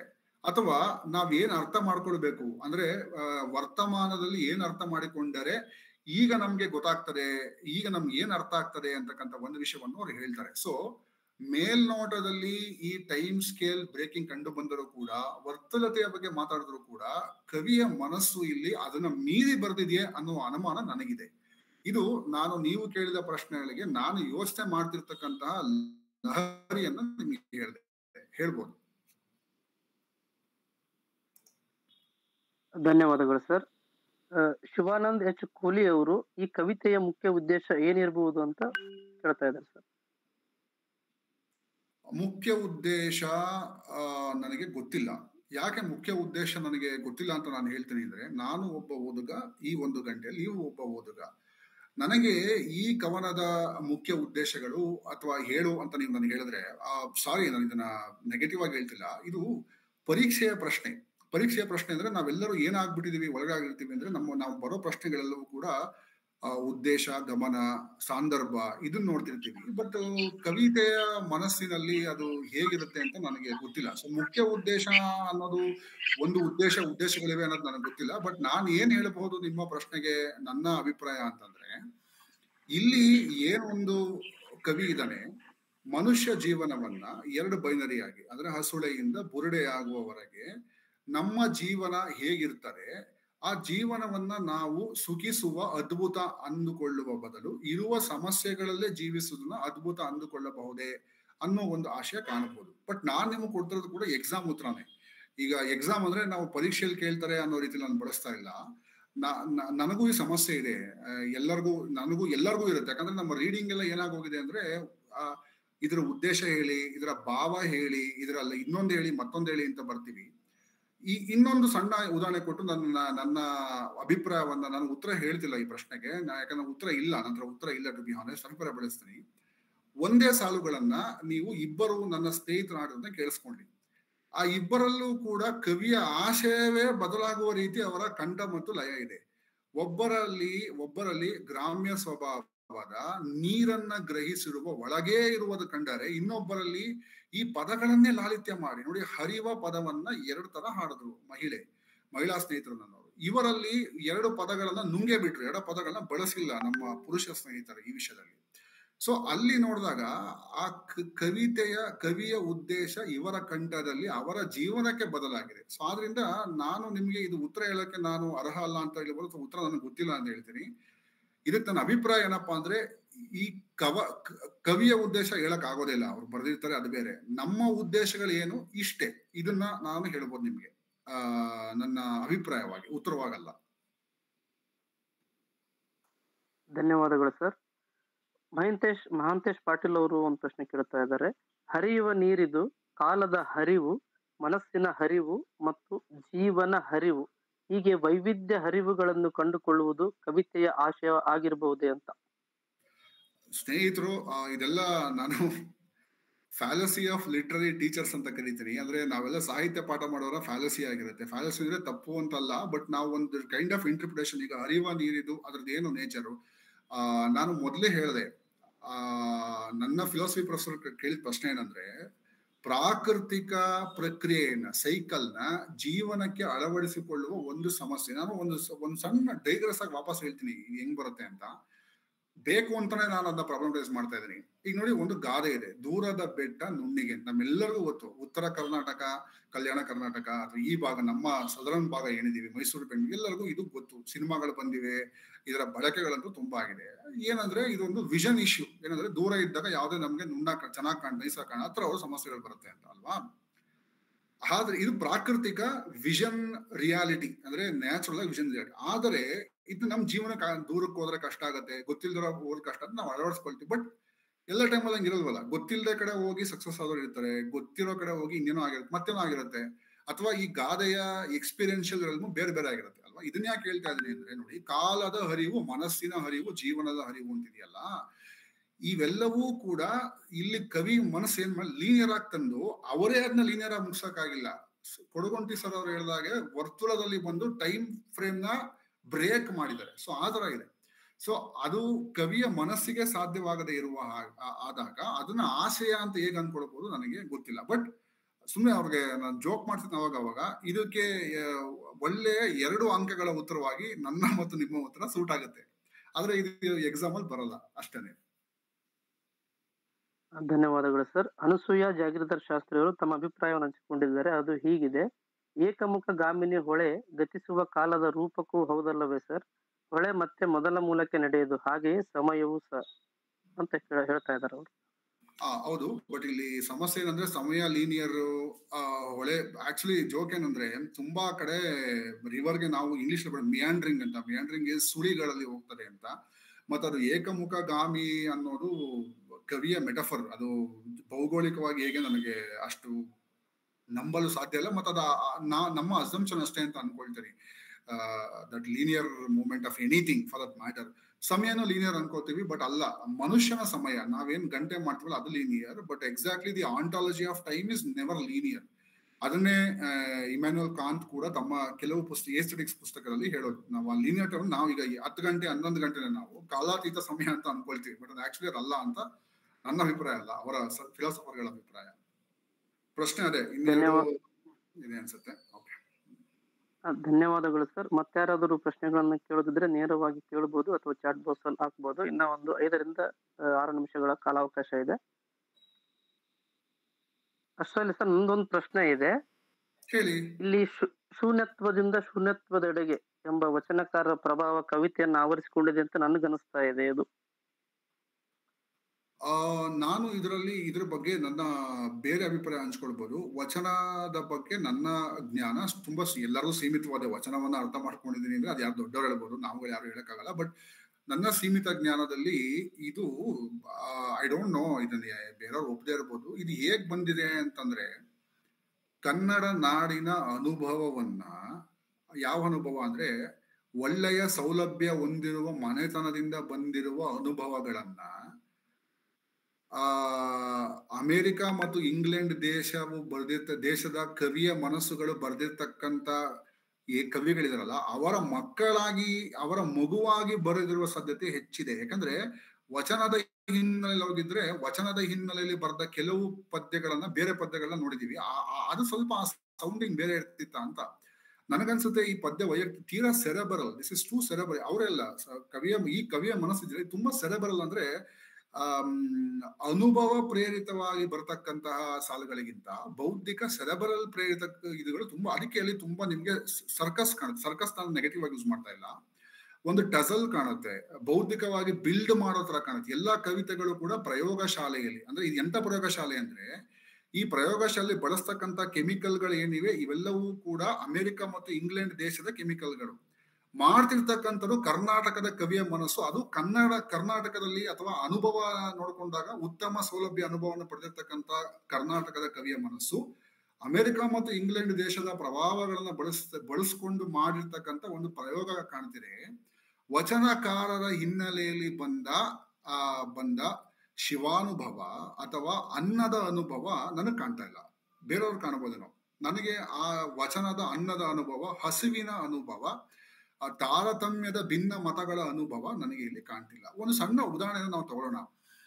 ಇಲ್ಲಿ ಭಿನ್ನತೆ ಭೇದ ಅದ ಬಗ್ಗೆ ಕೆಲವು ಬರುತ್ತಲ್ಲ, ಅಲ್ಲೆಲ್ಲವೂ ಕೂಡ ಮತಭೇದಗಳ ರೆಫರೆನ್ಸ್ ಬರಲ್ಲ, ಅಥವಾ ಅದರಿಂದ ಆಗುವ ಸಮಸ್ಯೆಗಳ ಬಗ್ಗೆ ಇಲ್ಲಿ ಬರೋಲ್ಲ. ಬೇರೆ ಕಡೆಗೂ ಅಷ್ಟು ಸಾವಿನ ಬಗ್ಗೆ ಕೂಡ ನರಳುವ ಸಾವಿನ ಬಗ್ಗೆ ನರಳುವ ಇದು ನಿಮ್ಗೆ ಬರಲ್ಲ. ಆಮೇಲೆ ಇನ್ನೊಂದು ಹೇಳ್ತೀನಿ, ಇಲ್ಲಿನ ಅಂದ್ರೆ ನಾನು ಹೇಳ್ದಲ್ಲ, ಇಂಗ್ಲೆಂಡ್ ಮತ್ತು ಅಮೆರಿಕ ದೇಶದ ಕೆಮಿಕಲ್ನ ಉತ್ತಮ ನಗರದಲ್ಲಿ ಕರ್ನಾಟಕದ ಒಂದು ಉತ್ತಮ ಸೌಲಭ್ಯವನ್ನ ಪಡೆದುಕೊಂಡ ಮನಸ್ಸು ಪ್ರಯೋಗಶಾಲೆಯಲ್ಲಿ ಹಾಕಿದಾಗ ಅವರ ಮದರ್ ತಾಯಿ ಆಗ್ತಾರೆ, ಅವ್ವ ಆಗಲ್ಲ, ಕಪ್ಪು ಮಣ್ಣಿನ ಅವ್ವ ಆಗಲ್ಲ. ಸೊ ಆದ್ರಿಂದ ಇಲ್ಲಿ ವಚನ ಆಗಿದ್ರೆ ಅವ್ವ ಆಗ್ತಿದ್ರ ಅಂತ, ವಚನ ಆಗಿದ್ರೆ ಇಲ್ಲಿ ಅನುಭವಗಳು ಜಾಸ್ತಿ ಬರ್ತಿತ್ತ ಅಂತ. ಸೊ ನನ್ನ ಪ್ರಕಾರ ವಚನದ ಇದಕ್ಕಿಂತ ಇಲ್ಲಿ ಅಮೆರಿಕ ಇಂಗ್ಲೆಂಡ್ ದೇಶದ ಕೆಮಿಕಲ್ಗಳು ಜಾಸ್ತಿ ಕೆಲಸ ಮಾಡಿದೆ ಅಂತ ನನ್ನ ಅಭಿಪ್ರಾಯ. ಧನ್ಯವಾದಗಳು ಸರ್. ಮತ್ತೆ ಯಾರಾದ್ರೂ ಪ್ರಶ್ನೆಗಳಿದ್ರೆ ಕೇಳಬಹುದು, ಅಥವಾ ಇಲ್ಲಾಂದ್ರೆ ಸೆಷನ್ ಮುಕ್ತಾಯ ಮಾಡೋಣ. Chemical I mean influence. ಅವರು ಪ್ರಯೋಗ ರೀತಿಯಲ್ಲೇ ಬರೋದ್ರಿಂದ ನಾನು ಕೆಮಿಕಲ್ ಐ ಮೀನ್ ಇನ್ಫ್ಲೂಯೆನ್ಸ್ ಅಷ್ಟೇ, ಇನ್ನೇನಿಲ್ಲ. ನನ್ಗೆ ತುಂಬಾ ಏನನ್ಸುತ್ತೆ ಅಂದ್ರೆ ಇವರು ನಮ್ಮ ಹಳೆಯ ಅಂದ್ರೆ ಮುತ್ಸದ್ದಿ ಆಗಿರುವ ಇಲಿಯಟ್ ಅವರ ಕನ್ನಡ ಪುತ್ರ ಅಂತಾನೆ ನನಗೆ ತುಂಬಾ ಅನ್ಸುತ್ತೆ. ವಚನಕಾರರ ಸಂತತಿ ಸ್ವಲ್ಪ ಕಡಿಮೆ ಪ್ರಭಾವವನ್ನ ಬೀರಿರಬಹುದು ಅಂತಾನು ಅನಿಸ್ತಾರೆ. ಅಥವಾ ಬೇರೆ ಯಾರು ಇವರ 70 ಚಿಲ್ಲರೆ ಕವನಗಳಲ್ಲಿ ನಾನೊಂದು 50 ಮುಗಿಸಿದ್ದೀನಿ, ಇನ್ನು 20 ಕಂಡ್ರೆ ಹೇಳಬಹುದು ಈ ತರ ಇದೆ. ಆ ಟ್ರೇಸಿಂಗ್ ಕಷ್ಟ, ಬಟ್ ಸ್ಟಿಲ್. ಓಕೆ ಸರ್, ಧನ್ಯವಾದಗಳು. ಕೊನೆಯದಾಗಿ ನನ್ನೊಂದು ಪ್ರಶ್ನೆ ಇದೆ ಸರ್. ಇಲ್ಲಿ ಅನುಸಂಧಾನ ಮತ್ತು ಅತೀಂದ್ರಿಯ ಸ್ಪರ್ಶ ಅಂತ ಹೇಳಿ ಪದ ಬಳಕೆ ಮಾಡಿದಾರಲ್ವಾ, ಬಳಕೆಯ ತಾತ್ವಿಕತೆನೋ ಅಥವಾ ಇದು ತಾಂತ್ರಿಕತೆನೋ ಅನ್ನೋದು ನನ್ನ ಪ್ರಶ್ನೆ ಸರ್. ನಾನು ಈ ಪ್ರಶ್ನೆಗೆ ಇನ್ಸ್ಟಂಟ್ ಉತ್ತರ ಕೊಡಬಲ್ಲೆ, ಯಾಕಂದ್ರೆ ನಾನು ಇದನ್ನು ಯೋಚನೆ ಮಾಡ್ತಾ ಇದ್ದೀನಿ. ಇಲ್ಲಿ ಇದೊಂದನ್ನು ಹೇಳಿ ನಾವು ಮುಗಿಸ್ಬೋದು. ಈ ಪ್ರಾಯೋಗಿಕ ಕವಿಗಳು ಇರ್ತಾರಲ್ಲ, ಅವ್ರಿಗೊಂದು ವಿಚಿತ್ರ ಒತ್ತಡ ಸಿಗಾಕೋದ್ರೆ. ಏನ್ ಒತ್ತಡ ಅಂದ್ರೆ, ಕವನಗೆ ಒಂದು ರಿದಮಿಕಲ್ ಸ್ಟ್ರಕ್ಚರ್ ಕೊಡಬೇಕು, ಹಾಗೆ ಕವನವನ್ನು ಅರ್ಥಗರ್ಭಿತವಾಗೂ ಮಾಡಬೇಕು. ರಿದಮಿಕಲ್ ಸ್ಟ್ರಕ್ಚರ್ಗೆ ಬರ್ತಕ್ಕಂಥ ಪದಗಳು ಕವನದ ಆಶಯವನ್ನ ಎಷ್ಟರ ಮಟ್ಟಿಗೆ ಪೂರೈಸುತ್ತೆ ಹೇಳಕ್ಕಾಗಲ್ಲ, ಬಟ್ ಅವ್ರಿಗೆ ರಿದಮಿಕಲ್ ಸ್ಟ್ರಕ್ಚರ್ ಕೂಡ ಇಂಪಾರ್ಟೆಂಟ್ ಆಗುತ್ತೆ, ಅವರ ಮೈಂಡಲ್ಲಿ ಅದಿರುತ್ತೆ. ಸೊ ಅದಾದಾಗ ಅದು ತಂತ್ರವಾಗುವ ಸಾಧ್ಯತೆಗಳು, ತಾವು ಹೇಳಿದಾಗೆ ತಂತ್ರವಾಗುವ ಸಾಧ್ಯತೆಗಳೇ ಇದ್ದು ಆಶಯವಾಗುವ ಸಾಧ್ಯತೆಗಳು ತುಂಬಾ ಕಡಿಮೆ ಆಗ್ತದೆ, ಯಾಕಂದ್ರೆ ಅದು ರಿದಮಿಕಲ್ ಆಗಿ ಬೀಳುತ್ತಲ್ಲ. ಅದಕ್ಕೋಸ್ಕರ ಲಯ ಪದಗಳಲ್ಲಿ ಇರಲ್ಲ, ಲಯ ಆಶಯದಿಂದ ಪದಗಳಲ್ಲಿ ಬಂದಾಗ ಆ ಲಯ ಕಾಣ್ತಾರೆ. ಅದಕ್ಕೇನೆ ನಾನು ಹೇಳಿದ್ದು, ಇಲ್ಲಿ ಸಂತತಿಯಲ್ಲಿ ಸಂಬಂಧ ಕಾಣಲ್ಲ, ಸಂತತಿಯ ಒತ್ತಡ ಕಾಣುತ್ತೆ. ನನ್ನ ತಂದೆಯ ನನ್ನ ತಾಯಿಯಾರ ಒತ್ತಡ, ಸಂತತಿ ಯಾರಾಗಲಿ ಸಂಬಂಧ ಚೆನ್ನಾಗಿರ್ಬೇಕು ಅನ್ನೋದು ಬರಲ್ಲ. ನನ್ನ ಪದ ಬಳಕೆ ನೀವು ಗಮನಿಸಿದ್ರ ಅಂತ ಅನ್ಕೊಂಡಿದ್ದೀನಿ. ಇಲ್ಲಿ ಸಂಬಂಧ ಇಲ್ಲ, ಸಂತತಿಯ ಒತ್ತಡ ಇದೆ. ಸಂಬಂಧ ಎಲ್ಲಿದೆ ಅಂತ ನಿಮ್ಗೆಲ್ಲ ಗೊತ್ತು. ಧನ್ಯವಾದಗಳು ಸರ್. ಬಹಳಷ್ಟು ಸುದೀರ್ಘವಾಗಿ 1 ಗಂಟೆ 45 ನಿಮಿಷಗಳ ಕಾಲ ವಿಮರ್ಶೆಯನ್ನ ಕೊಟ್ಟಿದ್ದೀರಿ ತಾವು, ಅದಕ್ಕಾಗಿ ವಿಶೇಷ ಅಭಿನಂದನೆಗಳು. ಹಾಗೆ PPT ಮೂಲಕ ಪ್ರೆಸೆಂಟೇಶನ್ ಕೊಟ್ಟಿದ್ದೀರಿ, ಅದಕ್ಕಾಗಿ ಮತ್ತೆ ಭಂಡಾರ ಪ್ರಕಾಶನ ಮಸ್ಕಿ ವತಿಯಿಂದ ತಮಗೆ ಹೃತ್ಪೂರ್ವಕ ಧನ್ಯವಾದಗಳನ್ನು ಹೇಳಬಯಸ್ತೇನೆ. ಹಾಗೆ ಆಯೋಜಕರಿಗೂ ಹಾಗೂ ಗೋರ್ಕುಂಡಿ ಸರ್ ಅವರಿಗೂ ಹಾಗೂ ಇದರಲ್ಲಿ ಭಾಗವಹಿಸಿರ್ತಕ್ಕಂಥ ಎಲ್ಲ ಸಹೃದರಿಗೂ ಪೂರ್ವಕವಾಗಿ ಧನ್ಯವಾದಗಳನ್ನ ಈ ದಿನದ ಸರಣಿಯನ್ನ ಈ ದಿನಕ್ಕೆ ಮುಗಿಸ್ತೀವಿ. ಮತ್ತೆ ಮುಂದಿನ ಸರಣಿಯಲ್ಲಿ ಭೇಟಿ ಆಗೋಣ ಅಂತ ಹೇಳ್ತಾ ಈ ಕಾರ್ಯಕ್ರಮವನ್ನ ಮುಗಿಸ್ತಾ ಇದೀವಿ. ಎಲ್ಲರಿಗೂ ಶುಭರಾತ್ರಿ. ಧನ್ಯವಾದಗಳು. Thank you. ಧನ್ಯವಾದಗಳು ಸರ್.